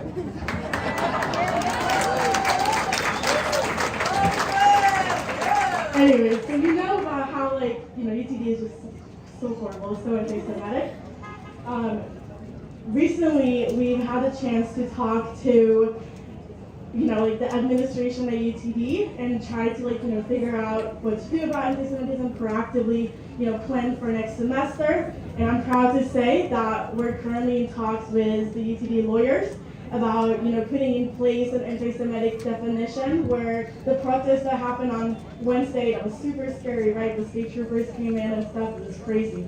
Won't happen again. They're gonna put in new policies and, try and, protect the Jewish community more. And it's all because of y'all. Like, y'all send emails and calling them, and it was crazy. Like, I do a lot, the students do a lot, but y'all are our backbone. This is what we look forward to, seeing your support. You're coming to events, you're coming and talking to us. I got millions of messages from the community telling me how much they love me and how much they appreciate, the Jewish community standing up for themselves, coming to, like, protest, like, figuring ourselves out. And I just want to say, like, thank you so much. This is what we're here for. This is what the Jewish community is here for, to, like, support each other and be here for each other. And the small generations, the little kids, they're going to, carry on that legacy. And hopefully we'll see a warless Israel and, like, an amazing community. And, yeah. Amen. Amen. Round of applause right there. Thank you. I'd like to call up student at UNT, Sophia Zinn. Round of applause for Sophia.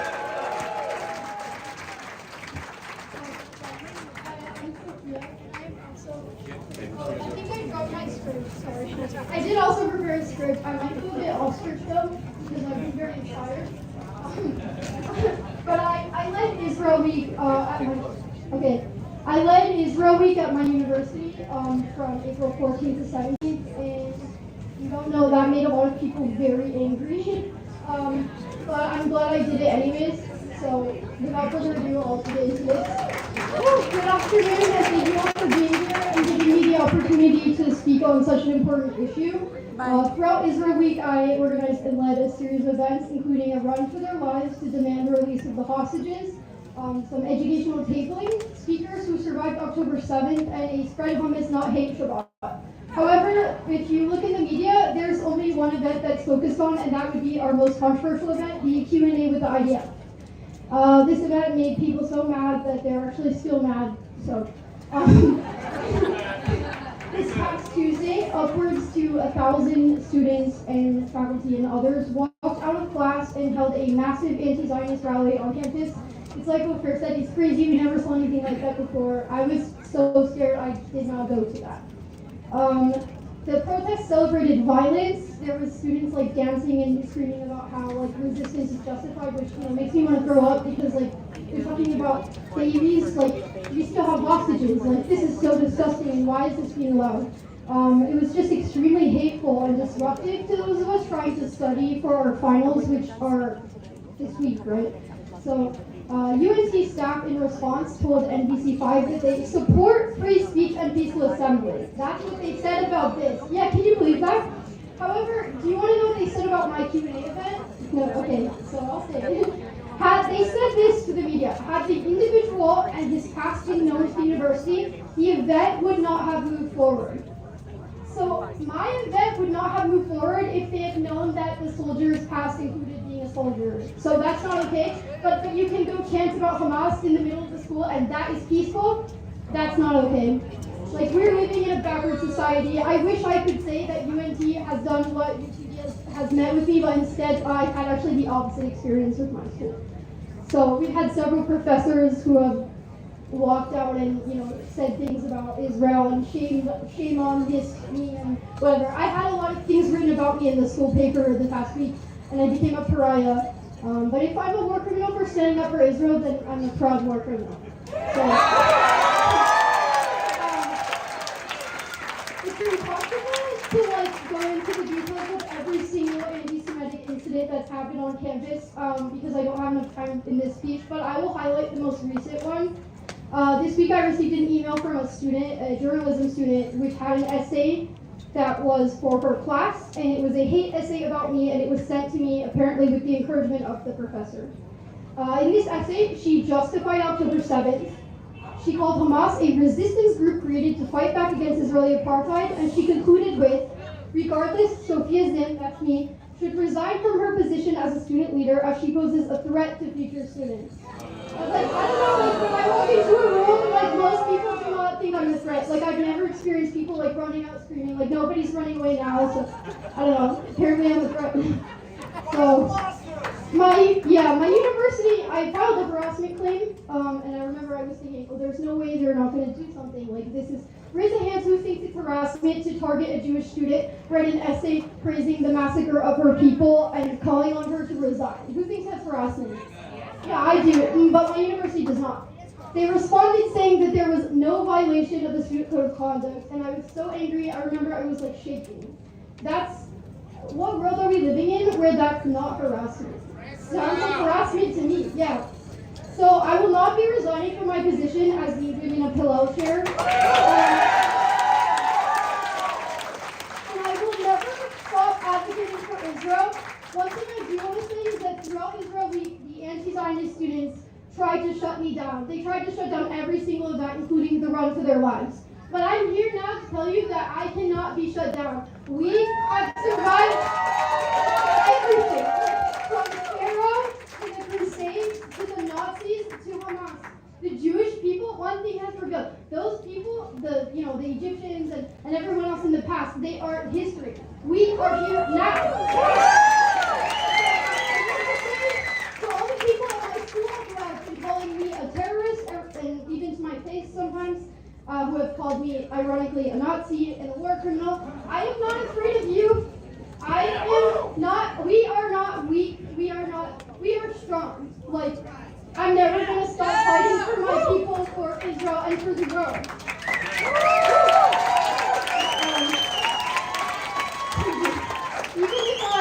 Even if I'm alone, I will still take a stand, and I certainly will not allow my school to tell me that me as a Jewish student being harassed is not a violation of the code of conduct. I have written them, but yeah, if you have time after, I'll give you the phone number and the email of the students, so you can spam them with demands that the student who harassed me be held accountable.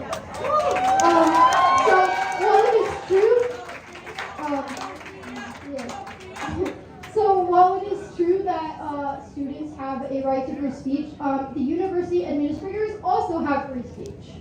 So we call on them to use it. I'm in a group chat with a number of Jewish student leaders from around the country, and every day I check this chat and somebody's been assaulted me. It's like a nightmare. Every day, when I go to bed, I wonder, am I next? What's gonna happen to me? What about my friends? How can I protect my friends? And I wonder also, if I'm attacked, will my university call it free speech? Will they praise the students exercising their free speech rights to peacefully attack Zionists?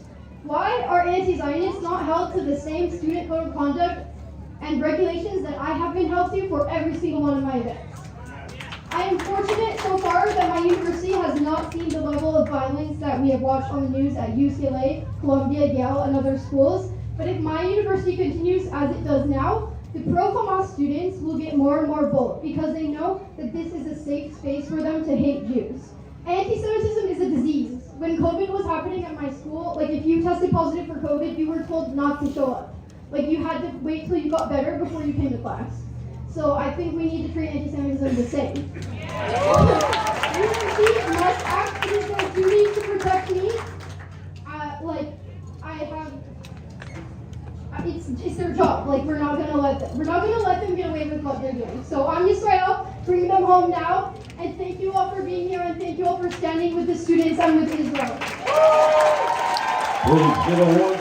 Let's give it up for these two girls.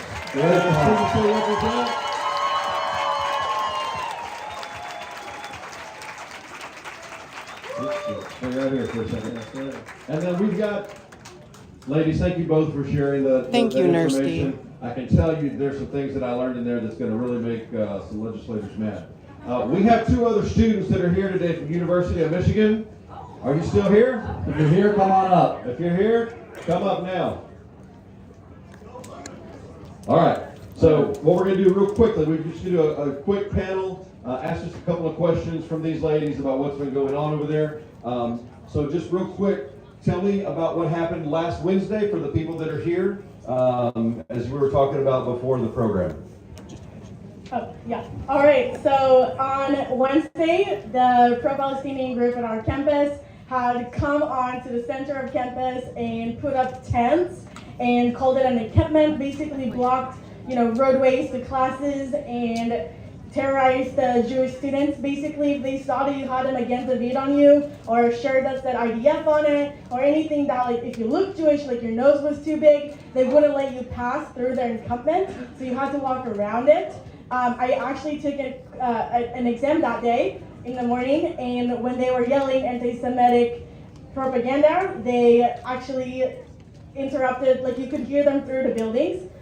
They started around 4:30 a.m. They went up to administration, funnily enough, asking for water, food, and electricity to charge their phones. The administration said no.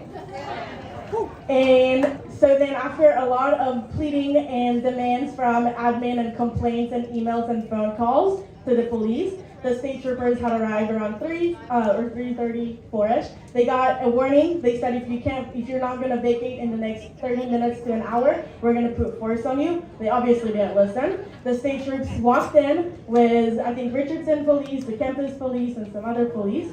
And the state troopers took them down, ripped their tents up, and basically arrested 20-something people and staff.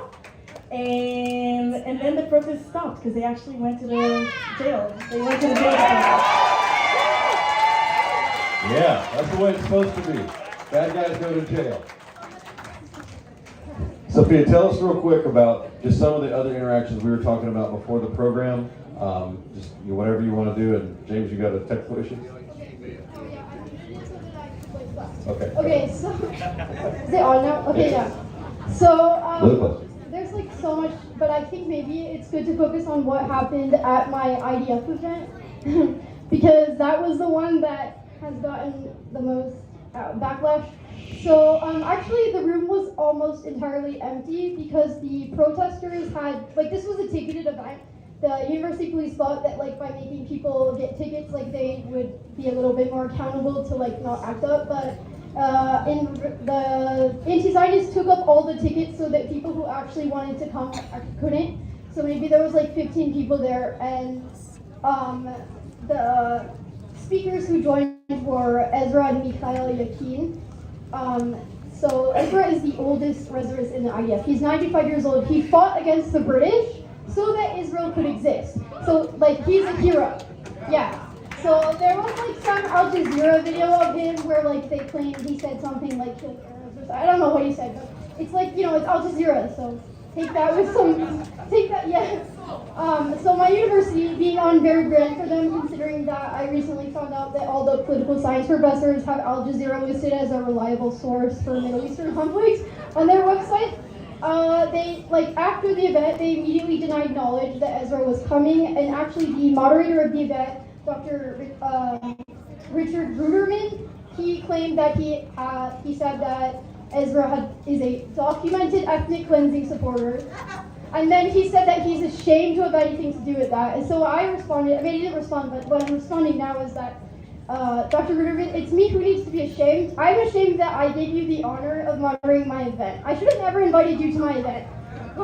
You're ashamed, I'm ashamed. But yeah, since then, it's been like pretty consistent, like harassment, and, you know, free speech, whatever. I have to put up with free speech for the past 3 weeks now. But I'm not giving up because, as I said before, I'll say it again now, like, we're not breakable, they can't shut us down. In the end of the day, all my events did happen despite the attempts, you know, to shut them down. And we're going to continue to exist. And from the river to the sea, this is the only flag that you'll ever see. So, all right, thank you, ladies, folks. God bless you guys. Thank you for the engagement. Thank you for being out here today. May God continue to bless you on your studies. And thank you for what's going on. And they're going to be here for a little bit. So next we have up Senator Bob Hall, who's been a great patriot and a great friend of the state of Texas. And the senator, I've known Senator Bob Hall for a long time. He's got a great wife named Kay. And Ray Myers over here brought Bob Hall here today. And I tell you what, when I created the bill for voter fraud, to make voter fraud a felony in Texas, that same session I made another bill that made human trafficking a death penalty eligible offense. And this guy right here had the guts to file it. He's a strong conservative. He loves his family, and he absolutely loves Israel, and he's a technical guy. He's an engineer by trade, served in the military, and I know he's got great things for us to say today. Senator Bob Hall, God bless you. So good to see you, buddy. God bless you. Thank you, Wesley. Hold it, I got to get this picture. My kids will never believe this many people show up and listen to anything I had to say.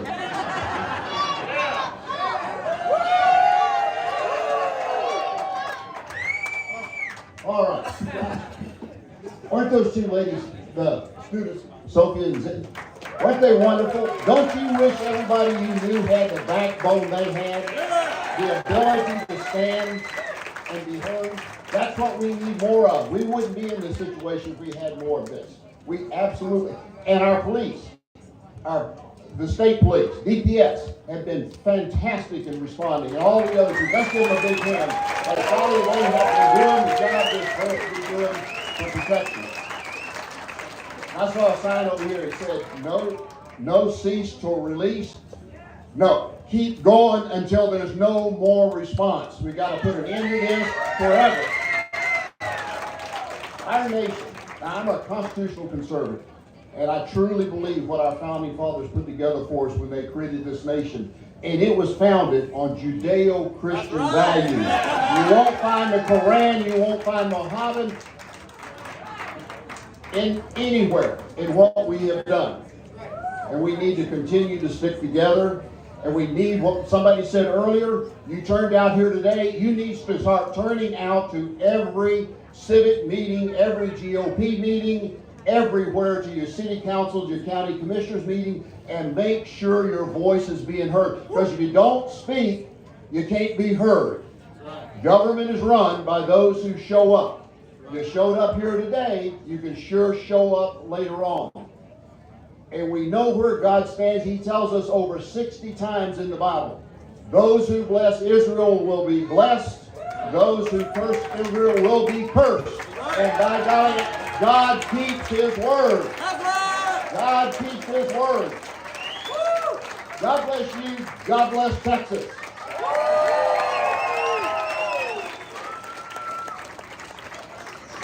Thank you, Senator. Our next speaker is Liel Slifer, partner at Winston & Strawn, whose cousin is currently being held hostage by Hamas. Hi everyone, my name is Liel Slifer. I grew up in Fort Worth, but I have another home, and that's Israel. My mother and her family have been in Israel for over 2,000 years. My grandfather can trace his lineage back to the Kohanim. His mother was a Kohen. He grew up in what was then Palestine. He was a Jew, a Jewish Palestinian, right? He spoke Arabic. He lived in that land. That was his family's home for 2,000 years. My grandfather had a brother named Naim. Naim and his wife Tova had 4 children: Kinneret, Snir, Yarden, and Eilat. And if you know what those are 4 beautiful, calm, peaceful bodies of water in Israel. They were a loving, peaceful family that were connected to the land. His daughter Kinneret was a teacher in Israel. She married a man named Eshel from Kibbutz Be'eri and had 3 kids of her own: Alon, Or, and Carmel. Carmel is my age, 6 months older than me. And we grew up going to Israel every summer, and I would have sleepovers with Carmel and her grandparents' house, and they would make the best homemade labanet, and we would play underneath the grapevines that were growing on the patio outside of their kibbutz. Well, you all know what happened on October 7th. Carmel and her 2 brothers were visiting her parents in Kibbutz Be'eri. They were there for Shabbat. They were about to celebrate Simchat Torah. When they woke up the next morning, there were terrorists invading Kibbutz Be'eri. They hid in their house. The terrorists came in and started taking them out one at a time. I saw a video on the Washington Post of Kinneret being led barefoot through the street and shot in her own kibbutz. Kinneret, whose family has been there for 2,000 years, was told, "This is not your land."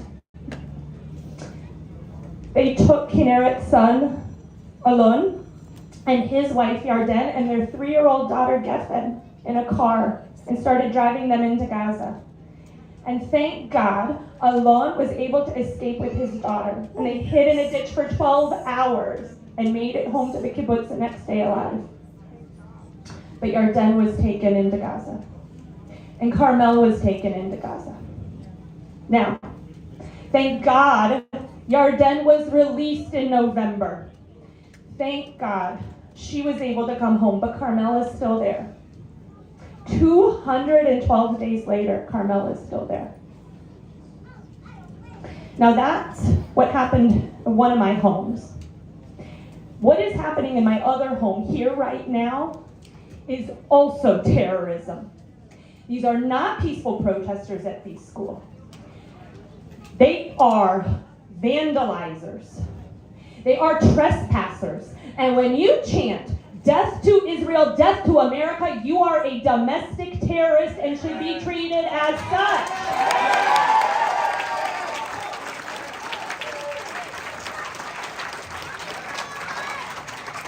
This is the culmination of years of letting university students figure out who they feel like is the biggest victim, and to safeguard the victim, the truth be damned. There is truth in this world. There is good and evil in this world, and we need to stand up when we see evil. And what is happening on these college campuses is the worst evil possible. You all need to speak to every person who will listen. Tell them the truth of what is happening. Call it good and evil. And I have a call to action for all of you. Next week, next Thursday, May 16th, is Carmel's 40th birthday. She, I hope, is going to be released before then. But if not, I want all of you to post on every social media you have a picture of Carmel Gott. Go find her. She's all over the internet. Post her picture. Wish her a happy birthday. And let them know that they will not win, that we will stand strong, and that we will bring her and all the other hostages home, and Israel will stand for thousands of years.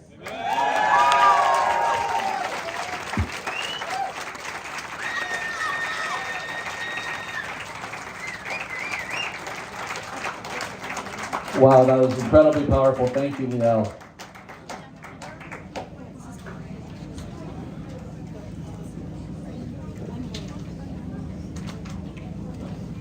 everybody.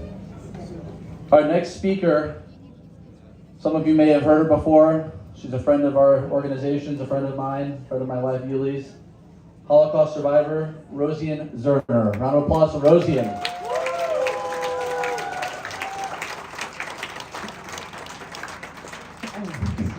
Really tough act to follow. I survived the Holocaust in Lithuania. I was interned in the Kovno ghetto, the Cohen concentration camp, and was on the run and in hiding. And I'm here to speak to you as a witness of the last generation that saw the Holocaust. And by being here with me today, you too have become witnesses, because the truth has been distorted. The Holocaust has even been denied. And just like what is happening today in Israel, we have to speak the truth. We have to live the truth. We have to be the truth. And we are here to prove that. For showing up, for standing up, you're making a statement. And I want to applaud you.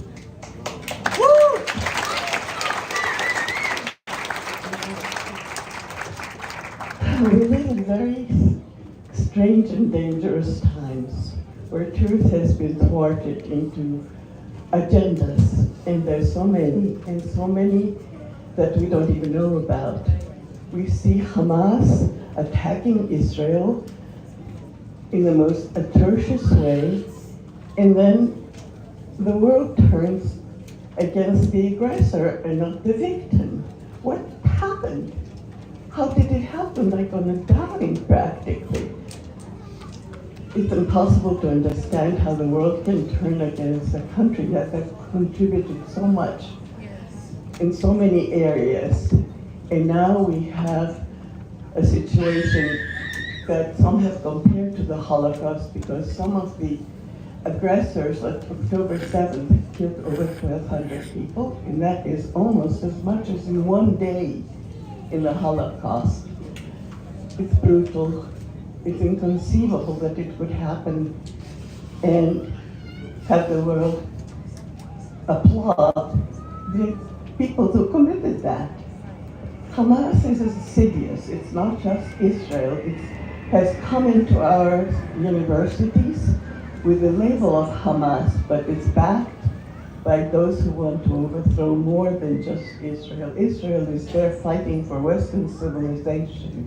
Israel is there being the champion.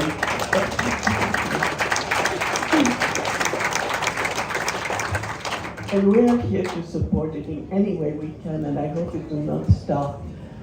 We have a situation on campuses. I'm a graduate of Barnard, Columbia. And this is my university. And I have seen this coming, and we let it happen. I mean, we knew that there was anti-Semitism on that campus. We knew that there were cells that were operating, that were paying off faculty, that were paying off even students, and nothing was done. But you're here to counteract that. You're here to do whatever you can to not make this happen again, and try to prevent the avalanche of lies and violent attitudes that gives permission to anti-Semites to just hate. And hatred is something that is difficult to combat, and having students, our youth, our future, be so gullible, perhaps gullible. I mean, some of them are really deceived. Have decided that Gaza is a genocidal situation. Well, what are they chanting? They're chanting from the river to the sea. What is that? A genocide against Israel. So they're so misguided. And you have 1,300 students being arrested in one day.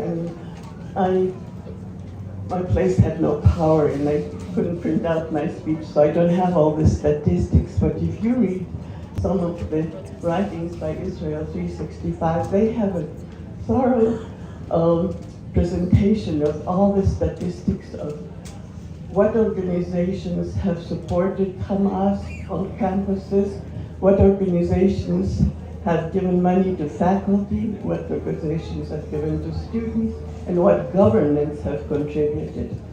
$13 billion have been funneled into universities from restrictive governments. Some of it hidden, of course, and this is the time where accuracy and transparency needs to show their face, because people believe what they read in the headlines, and the headlines sometimes are skewed for votes, for different agendas, and again, where does the money come from? We have to fight all this avalanche against us. We are here to fight evil. We are here because we know that Israel is God's given land to Israel, and the one who never slumbers nor sleeps is going to show who the righteous are. So I want to leave you with probably the most spoken word in Hebrew, shalom. It means hello, goodbye, and peace, like peace in the world and peace in your hearts. Thank you. Thank you. Let's do another round of applause for Rosie and Zerner.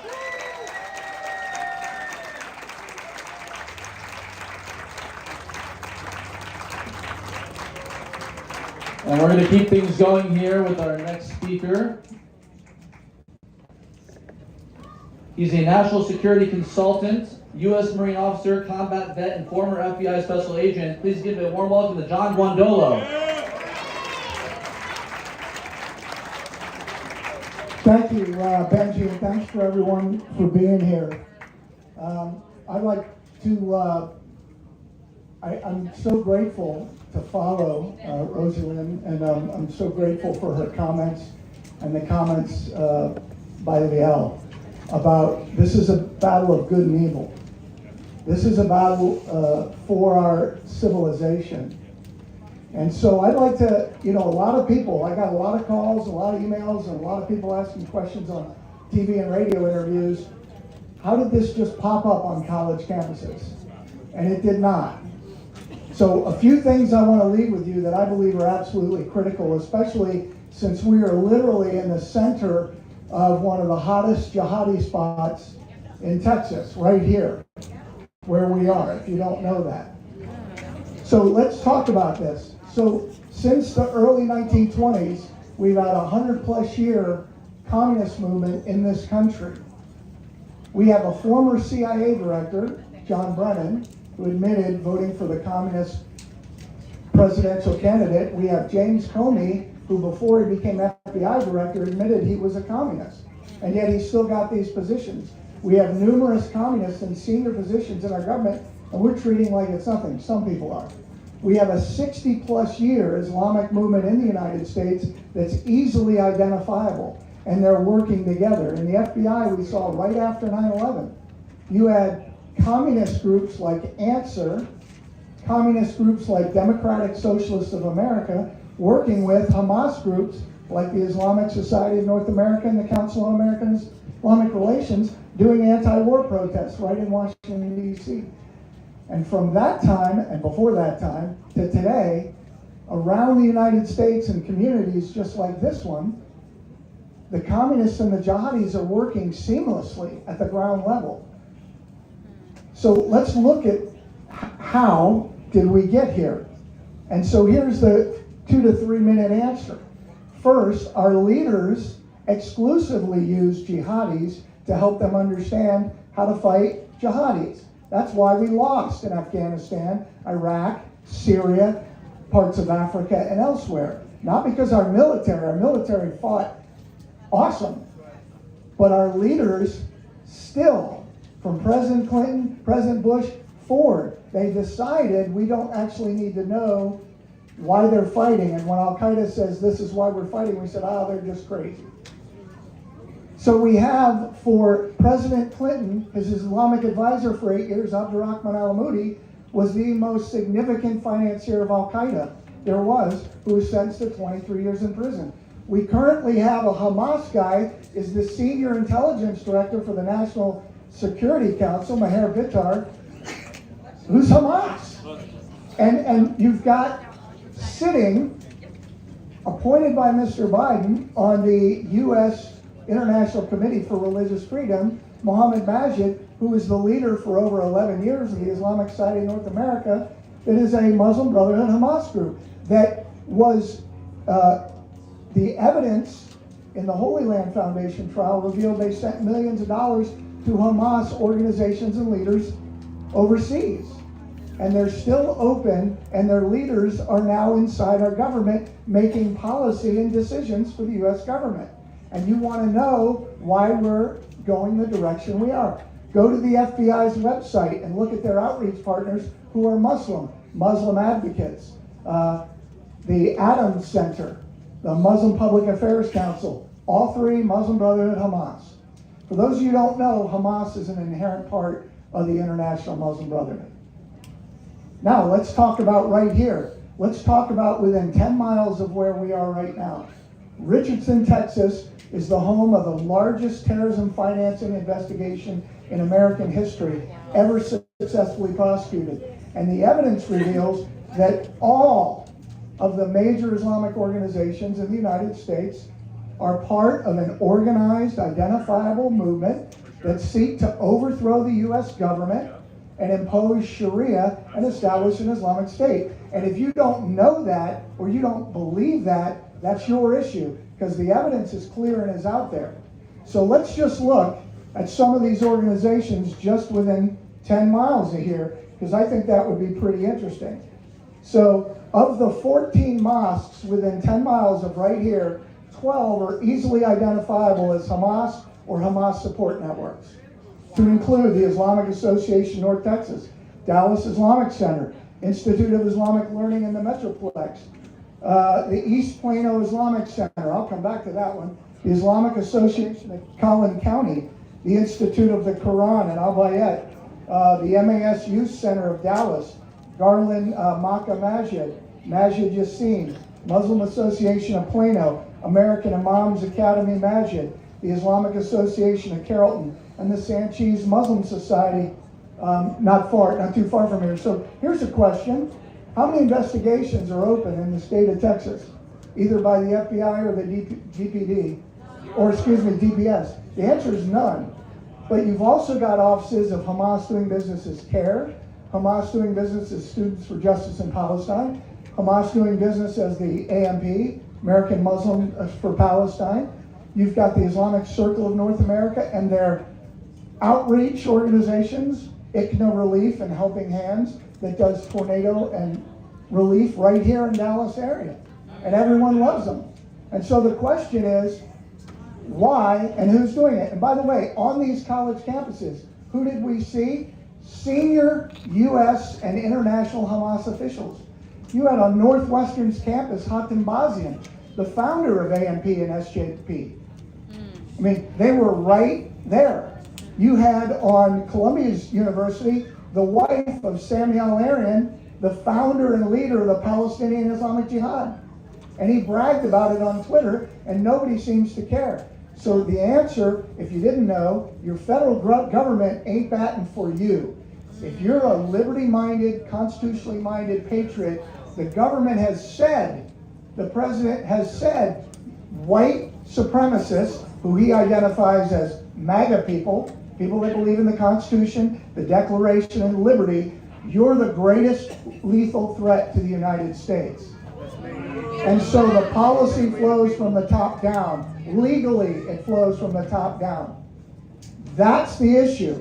So we are supporting, not our leadership is supporting the very people that stand against the Constitution and against liberty. Because of that, and because of the nature of how many organizations there are in the United States, thousands that are part of this network, this has to be solved at the local level. Several people have alluded to that. The only work we do, 95%. I still take calls from members of Congress. I still do what I can, but that time I don't believe is well spent. You have to know, that's why the only thing we do, we train local communities how to do this. You have to identify these threats in the local community. You have to know how to flush them out like the turds they are, and you have to reestablish liberty at the local level. That's what we have to do. Thank you for your time here. God bless you, and God bless America and Israel. Applause. Nolo.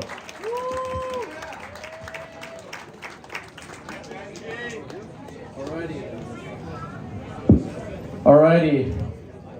Our final speaker of this afternoon needs very little introduction, but he is the Olami Dallas director, a great friend of mine,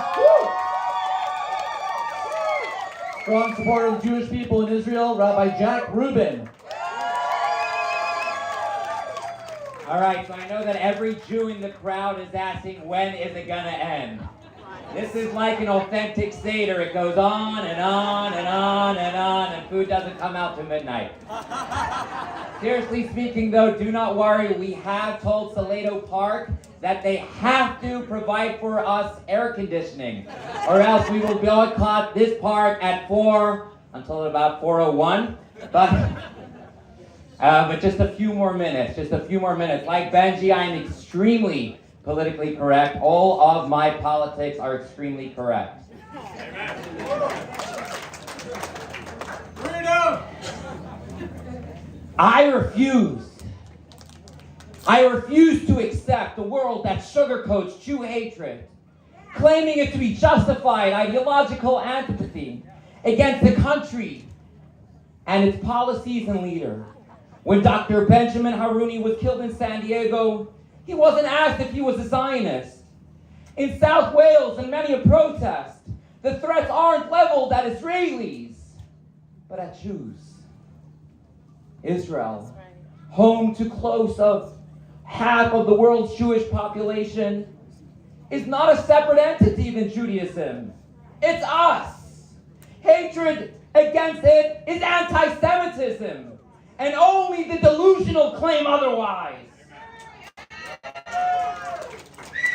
I refuse to accept claims of genocide in Gaza, while the population has tripled in the last 25 years.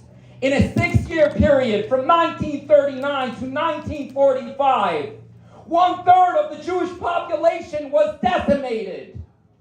In a similar amount of time, Gaza has seen about a 15 to 18% growth of its population. I refuse to call Israelis living in land promised to them by God Khazarian colonizers, while vindicating the eradication of Jewry from almost every single Muslim country beginning in 1948. I refuse to accept terror. I refuse to accept that Israelis must live in the shadow of terror, not knowing when the next terror threat will occur and in what form it will take. From suicide bombings to Chefetz Chashud suitcase bombs, from lone wolf stabbings to rockets and arson.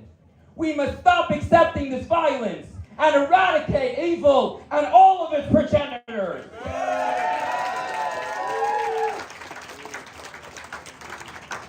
I refuse to stop rafting down the Jordan and swimming in the Mediterranean. And unlike the brainwashed, foul-mouthed trespassers and college lawn occupiers, I know where the river and sea is. And I know that they stand no chance of freedom under the clutches of Hamas, Hezbollah, Qatar, Iran, and every Muslim proxy that commits itself to the destruction of Western freedoms. I refuse to support American universities, the supposed bastions of intellectual excellence, while they serve as the petri dish for every fanatical movement claiming civil liberty infringement as their permission to stomp on our flag, spit on our freedoms, and tear out our conservative value system that has brought our country to its magnificence.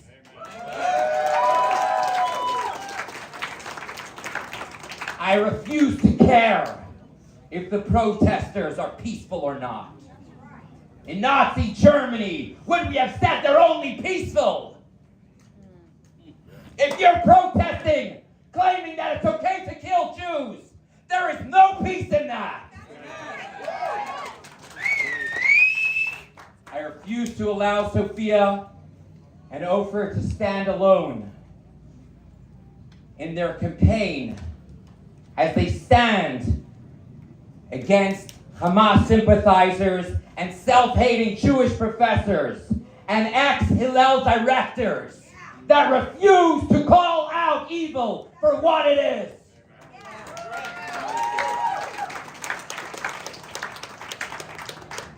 I refuse to believe people claiming to be of a religion of peace while holding a knife in one hand and a grenade in the other. I refuse to allow dissonance to break apart our communities. I know that in them we will find our only hope of survival. I refuse to believe that we're different because of the kippah that we wear, or if we wear none at all. Because every Jew must stand together. Every Jew must put their arm around every single person that is willing, begging to stand together with us. Stand for God, stand for Hashem, and stand for the Jewish nation and Israel.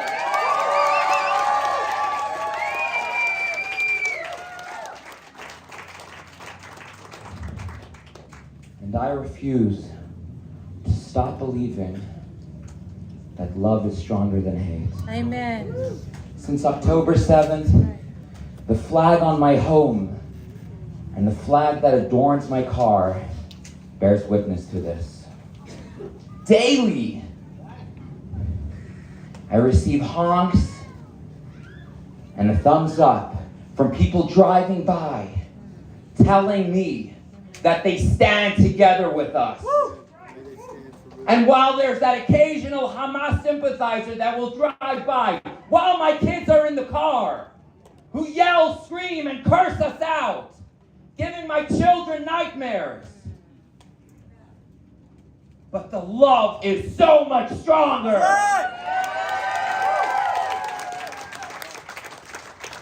And on home, it's no different. Just yesterday, as we were sitting outside on Shabbat, a car pulled up in the driveway, and out walked an Air Force captain who said he had dropped off a C-130 full of supplies to Israel in the Yom Kippur War. They spray painted a Magen David, a Star of David on it, and he was driving down the block, turned around after dropping off his wife to tell us that he stands with us.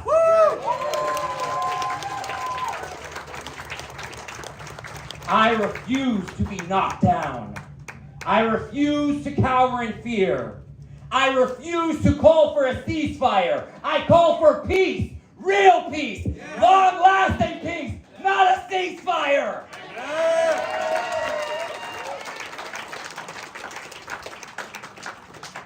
Shani, Noah, Matan, we will dance again. Whether it will be with your miraculous return home or the coming of Mashiach Messiah, we will dance again. And we will dance with all of those that refuse to allow God to fight this battle alone. Am Yisrael Chai!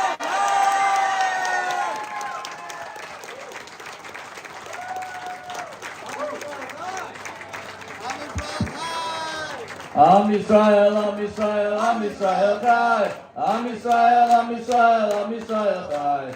Am Yisrael, Am Yisrael, Am Yisrael Chai. Woo! We're gonna wrap things up, and we're gonna have a Vidai coming up in just a moment for some music to wrap up the event. But first, I'd like to introduce Sharon Michaels again. Mud, can you get rid of that fake Almonds and come in under at least a different alt? Don't pretend to be somebody else. Big round of applause for all of you that made it to the end. Thank you for being here. Thank you to each and every one of you for being here.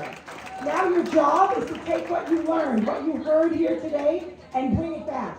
Bring it back to the people you meet in the supermarket. Bring it back to your neighbors, your friends, on social media. Spread the word. This is your job. Okay? Again, I want to thank all of our sponsors, especially James Ashby and our audiovisual team, TLC Tech Rentals, Texas Protective Security, Paradigm Security Solutions, our Dallas police officers, and all of our security team here.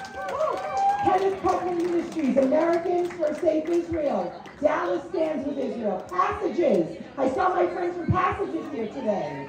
Patriot Mobile, Weston Martinez, Robert Lynn and Sons HVAC, Anonymous Donors, and of course Israel 365. Thank you all for being here today. Watch your emails for more upcoming events. Visit our sponsor tables before you leave. Pass it back to Benji. Let's give Sharon a big round of applause with Israel 365. Weston, you want to say some closing remarks? Ladies and gentlemen, this is not where we end. This is just where we start. So you better get ready for more of this, because we're going to lock and load, and we're going to take back Texas, and we're going to protect Israel right here from the Lone Star State. We do want to say thank you for coming here tonight. We appreciate everything you do. If those of y'all would just some of y'all can hang around for a little bit after the music and help James get his stuff right here to the curb. It will be greatly appreciated, and it would not take long with a lot of hands. So God bless you, God bless Texas, and God bless Israel. Thank you all. Thank you all for coming out. I'm Yisrael Chai. God bless Israel. God bless Texas. God bless the United States of America. Pedaya, take it away.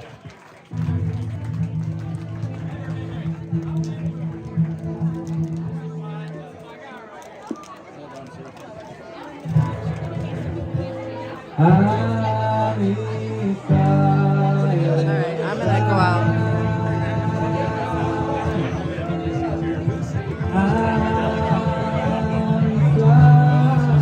Excuse me. I just want to let you know.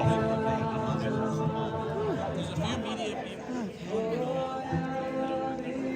Come out here for a second.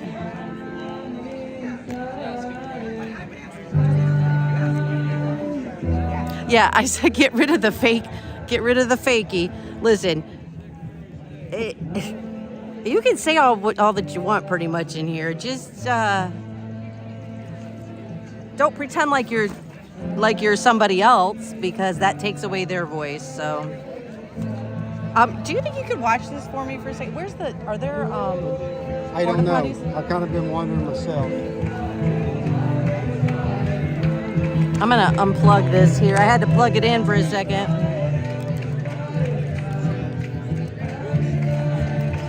All right, hold on here. Go ask that officer where exactly it is or something. Say what? I could go ask that officer. Oh yeah, if you want to. You might know.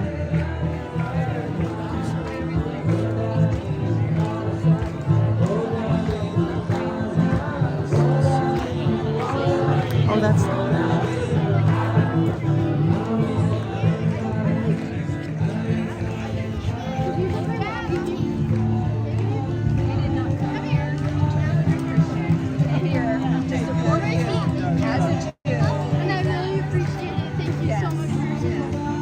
Have been amazing since this happened.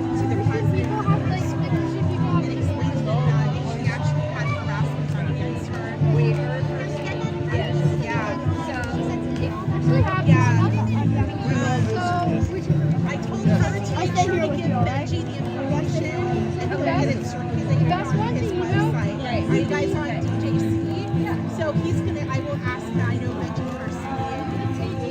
I'll have him circulate. Oops. Oops.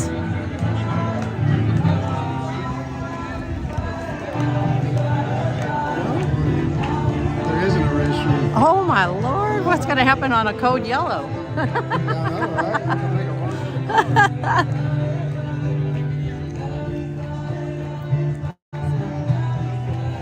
They've got their things here.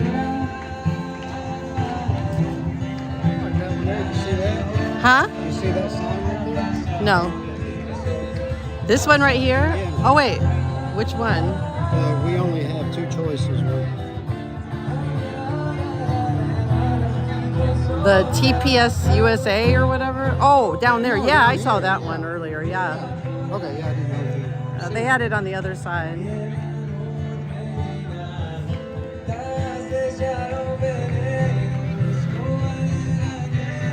You see that sign?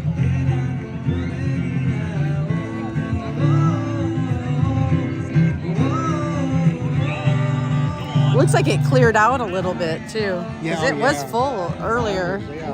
I could only see so many. Yeah, I cleared out. Go around over here.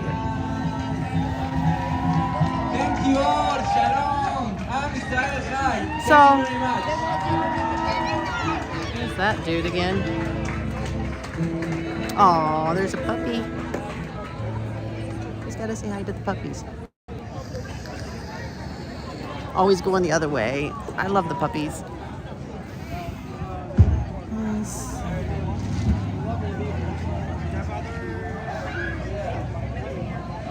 We went down to the college campus earlier to see if anything was going on there.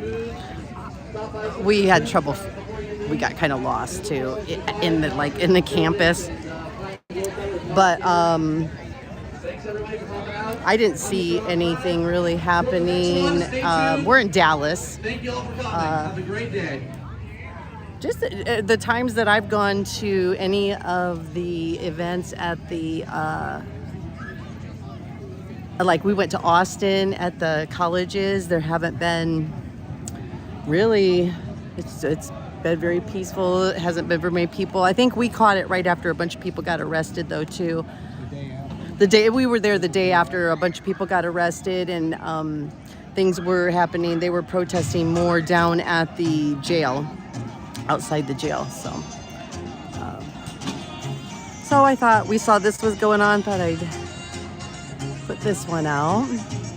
I saw that girl was over there, the one from the college that spoke from the college.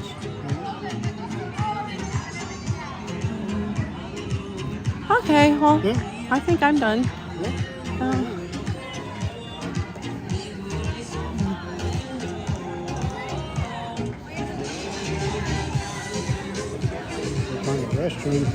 Yeah, it's code yellow time. It's time to go. Oh, I kind of want to hear that conversation right there, though. I think he's going to interview this girl. I'd like to see that.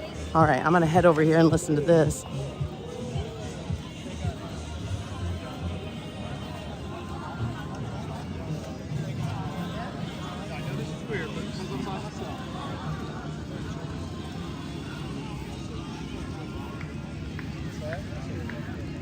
Do you mind being on this side? This side, yes. I was trying to stay out of your camera. You're wonderful. We've worked together already all day perfectly. So. Where are you from? I'm with Dr. Phil. Oh, okay. So, okay, let me just triple check everything. Okay, the first question is just, what is your name? Hi, I'm Sophia. Yeah. Let me ask you this. What is it like being a Jewish student on a campus today? Really scary, to be honest. Like, I think I mentioned in my speech, like, I'm chatting with other students from universities all around the country, and every day in the morning, I check that chat, and it's like, somebody got assaulted. So it's really scary, because, like, we're all wondering, what's going to happen? What's going to happen to us? How can I protect my friends? Like, stuff like that. So yeah, it's really scary, and it's also surreal. So it's hard to believe that we're going to happen. Do you feel that the school is helping you and other Jewish students, or? My school, I actually feel like has actively worked against me. They made several statements about me in the school newspaper and to other papers where they praised the other side and they condemned my event. They denied the knowledge of my speakers. They've just been actually terrible. So yeah, I don't feel like my school's supporting me. That's why I am here. Like, not only to speak about an important issue, but also I'm hoping that I can make my school, I can force my school to act, because like it's not a choice that I'm giving them. Like, I'm not saying you can choose whether to take my harassment really seriously. It's like a difference, you know? Like, I've been harassing you a lot. Do you feel safe on campus? As long as I'm not wearing like my Israel flag, yes. generally, there are situations when I don't, like when there's a large protest, I don't feel safe on campus and I'll likely go home. I live about 5-10 minutes walk from campus, but on my day-to-day basis, yes, in general I feel safe. But that being said, like I still have to have situational awareness. Like if I see somebody who I recognize from the protest, I'm gonna move them and go somewhere else. Like one of the people who, some of the protesters I know their faces. Generally, yes, but there are situations where I don't. There was a Holocaust survivor speaking here right after. Yeah. You're young. You know, obviously she survived and dealt with that. What are your thoughts listening to her speak and seeing the October events in Israel? What are your thoughts? Actually, like, I feel like it's so insane. Like, I can't believe that we're standing here today and that there's Holocaust survivors who, instead of telling their own story, are talking about what's going on today. Like, instead of talking, you know, every time I've ever heard a Holocaust survivor speak, it's never been about current events. It's always been about how they survived and what they went through. And I feel very, I don't know, like me, I feel like, honestly, like I have to apologize on behalf of my generation, even though it's not my fault that people in my generation hate me. Like, I'm so sorry that you survived everything you did and then you saw all this. It should never have happened. You shouldn't have to live this. Like, Holocaust survivors, they've been hard. And for them to be speaking against this really says something about the situation that we're going through today. Don't move. 1 second. I just want to make sure everything else looks good still. Okay. Last couple of questions. What do you hope to accomplish by speaking out? You are risking a little bit by stepping out. What do you hope to accomplish? Honestly, my primary goal is to raise advocacy for Israel and for the hostages. Right before this semester started, I went to Israel in December to family and to volunteer, and it completely changed me. Like, I remember that because I remember I made a promise to my family that I wasn't going to ever stop advocating and fighting for Israel. My family were at war, and actually my cousin's husband and their best friend is one of the hostages. His name is and my goal is to not let anybody forget that he's still in Gaza along with others. And like, we will not, I can't stand by it and just not do something. Like, there are hostages on Marcus alone and scared probably, and they're probably torturing him. And I want him, hopefully when he comes home, to know that he has friends everywhere. I never met him personally, but I feel a connection with him. I think we all feel a connection to the hostages. So my goal is honestly that when there is an injustice in this world, that in 50 years, if I have friends who live there, then ask me what did you do during after October 7th, and I'm not going to answer nothing because it's not what I did. I did something, and I acted. I know the sun has come back, and I have one last question, and it's on something you said. A lot of times young people are on the cutting edge. They're on the right side of things, on college protests, you know. Yeah. Is the word embarrassed? I don't know. I mean, are you embarrassed of your fellow college students? To be honest, I am, and I almost feel sad for them because, like, I can't imagine, like, spending my life consumed by hate. Like, I'm a full-time student. I'm a chemistry major. I work in a research lab. There's so many things that I do and I don't spend my time hating against anyone. I would never write an essay about someone, not even the ones who protested to run for their lives. Like, I don't live like that. So not only do I feel embarrassed, but I really just feel sad for them because they're never gonna know. If all they do is live in hate, then they're not gonna know love. Like, it's such a beautiful thing, the love that we Jewish people and Israeli people we have. Like, we do everything out of love, and so it's not just embarrassing, but it's pity, I think. I'm gonna let you go. I really appreciate it. I just need that mic back. But would you say and spell your name one more time? Yeah, my name is Sophia Zern, S-O-P-H-I-A-Z-I-N. Okay, and then I promise this won't go on TV, but will you just give me your email? Oh, I'm not gonna do her email. Hold on. Yeah. If you want to just text me here. Thank you so much. Let me just stop. I totally should bring the Venus.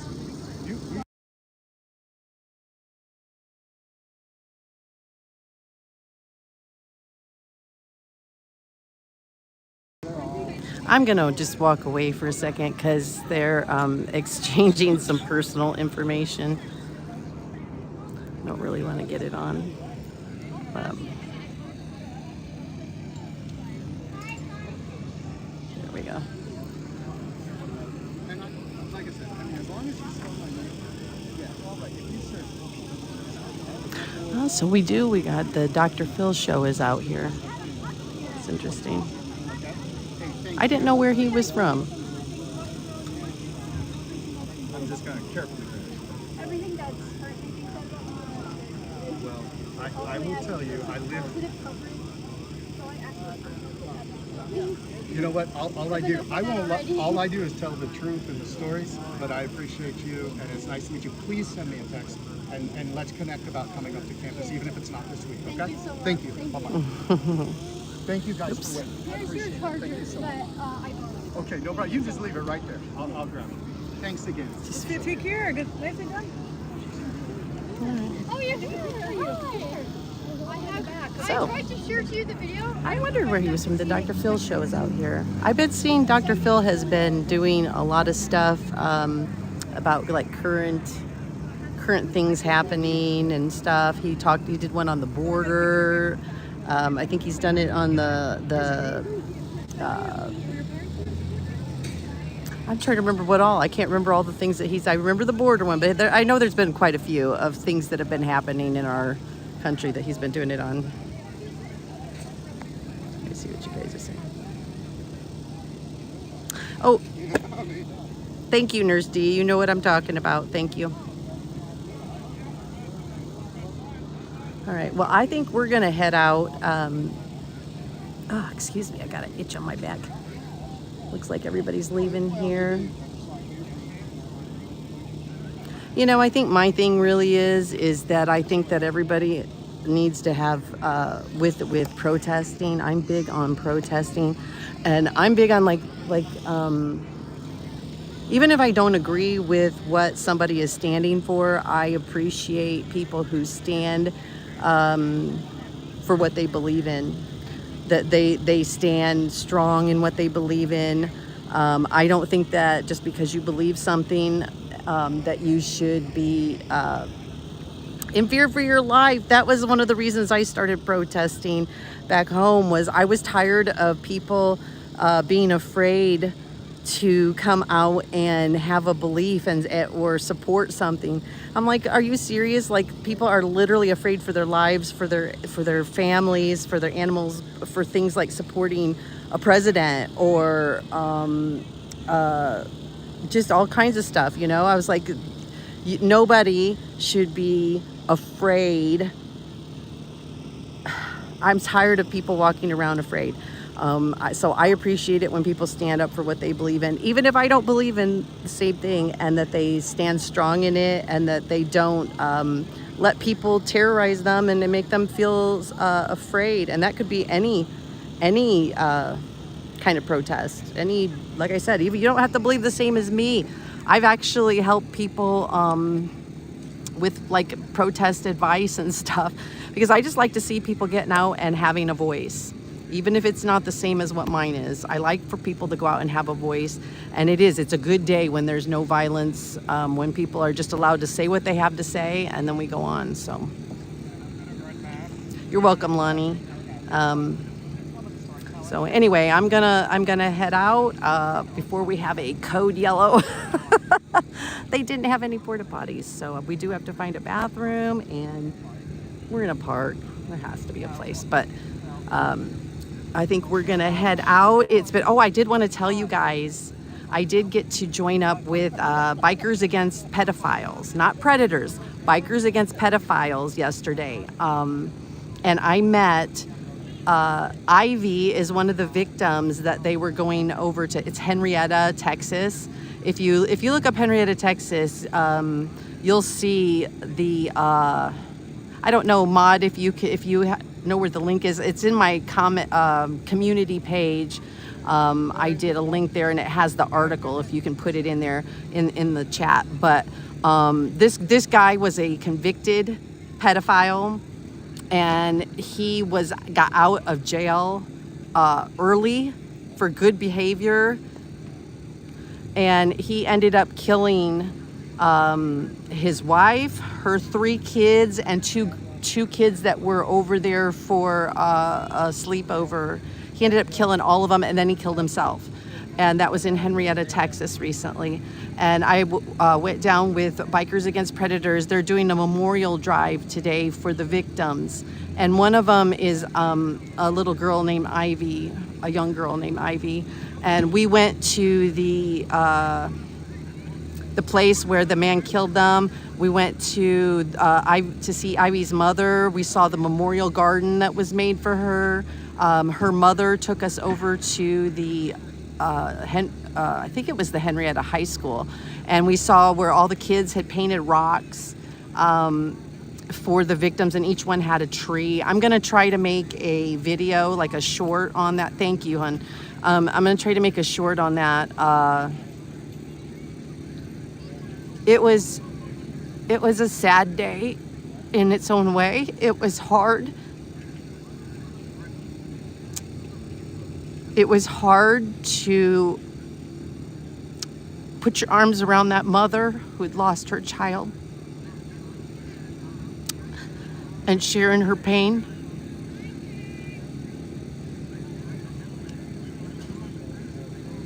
To a monster who should have been in prison. Anyway, I don't want to get caught up in the emotion of it, but they are, the mother has a thing, it's Knight's Law, Knight's, Knight's Law. And they're wanting to, I'm trying to remember exactly, that one is, it's in Oklahoma. And this is all in Oklahoma. Henrietta, did I say Henrietta? Yeah, it's Henrietta, Oklahoma. Knight's Law, and she has got it to where the House has passed it, I believe, in Oklahoma. It still has to go, I believe, to the Senate. But it's, if I'm correct, the Knight's Law one is for that the sentences that sex offenders, that pedophiles cannot get out early from, they have to serve their whole sentences. So that's really, that's important to start somewhere, and that is a good place to start. And like I saw somebody say something in here about the judges need to be held responsible. Absolutely. We've got to start holding these judges and these politicians and these prosecutors responsible. I was talking to I went down, I didn't live stream. I went down, and this was more like I was helping them. I made signs. We had people stop and donate. They were selling merchandise. This is the day before the memorial, and letting people know about the memorial coming up. Memorial Drive. And the Bikers Against Predators, man, that was fun. That was fun to do that. But I was making contacts, talking with people, and one of the guys, the bikers, I was talking to him, and I told him that. I said, we need to be at the courthouse. We need to be at the judges and the prosecutors' homes, out protesting them. We have got to start holding them accountable. And we need to be there. We need to show up. And he said that him, his wife, and his daughter are the only ones he can get to go. Unacceptable. Unacceptable. Unacceptable. We are talking about pedophiles and children. And we have got to start showing up. And that's one of the things here in Texas. I'm trying. I want to get started. I'm trying to get some contacts.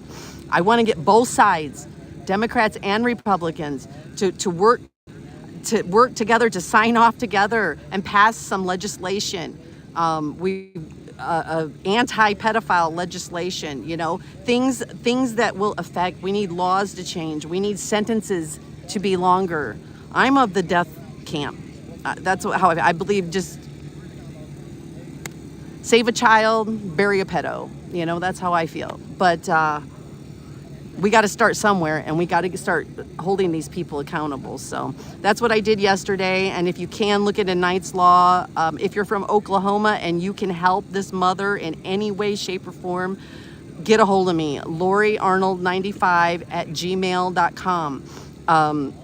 I told her about Traders, which is a YouTube channel, Traders. I told her about that because Traders had done an episode on the Knight's Law stuff, and did, I think, 1 or 2 episodes. Here, I'm in the sun. So, if there's anybody in the Oklahoma area, or anybody even outside the Oklahoma area, that wants to help this mother, Ivy's mother, push this legislation and maybe even go further. She's got She's got the anger, she's got the hurt, she's got the pain, and I believe that will drive her to not accept what's going on. And I'm telling you, when you get that passion and you got that, it will drive you and you will not accept it. And we need people to back her, and we need people to help her, because she's also in a lot of pain from losing her child. So anyway, that I just wanted to explain to people about the Bikers Against Pedophiles and what we did yesterday. And we had a good day. And we had some people stop. I like to do like signs, and I like to do writing on cars, like with the chalk. I do that all the time. We can start walking while I talk. Yeah, so I like to do that. And so we actually had some people stop that were like, hey, can you please put some writing on my car, you know? And so I did. I put it on people's cars, you know. I wrote on there, remember the victims, the children victims of pedophiles, save a child, bury a pedo. There was all kinds of stuff I put on there. So, but that was kind of fun, decorating people's cars. And I think just bringing awareness. I did meet one of again, this one was Riley's. Riley is another victim, and it was a friend of hers that came out. It was this young girl. She was just standing there and across the street, and I had a sign and started talking to her, and come to find out she was a friend of Riley, one of the victims. So I think in that area it's a very sensitive thing, especially right now. They're going through this tragedy in their community, because it's a tragedy. They lost 5 kids to a pedophile who killed them. And we can only be happy that he's dead too. So anyway, peace out, guys. I will see you later. Everybody have what is today? Today's Cinco de Mayo. Today's Sunday? Wait, today's Sunday? Yeah, Sunday. Yeah, it's Sunday. I get my days confused. I've been on the road. We've been traveling. We've been to Austin. We went to Henrietta, Oklahoma. Just got back from that and came up here. So thank you, Nurse D. We'll see you all later. Bye. Peace out. As soon as I figure it out.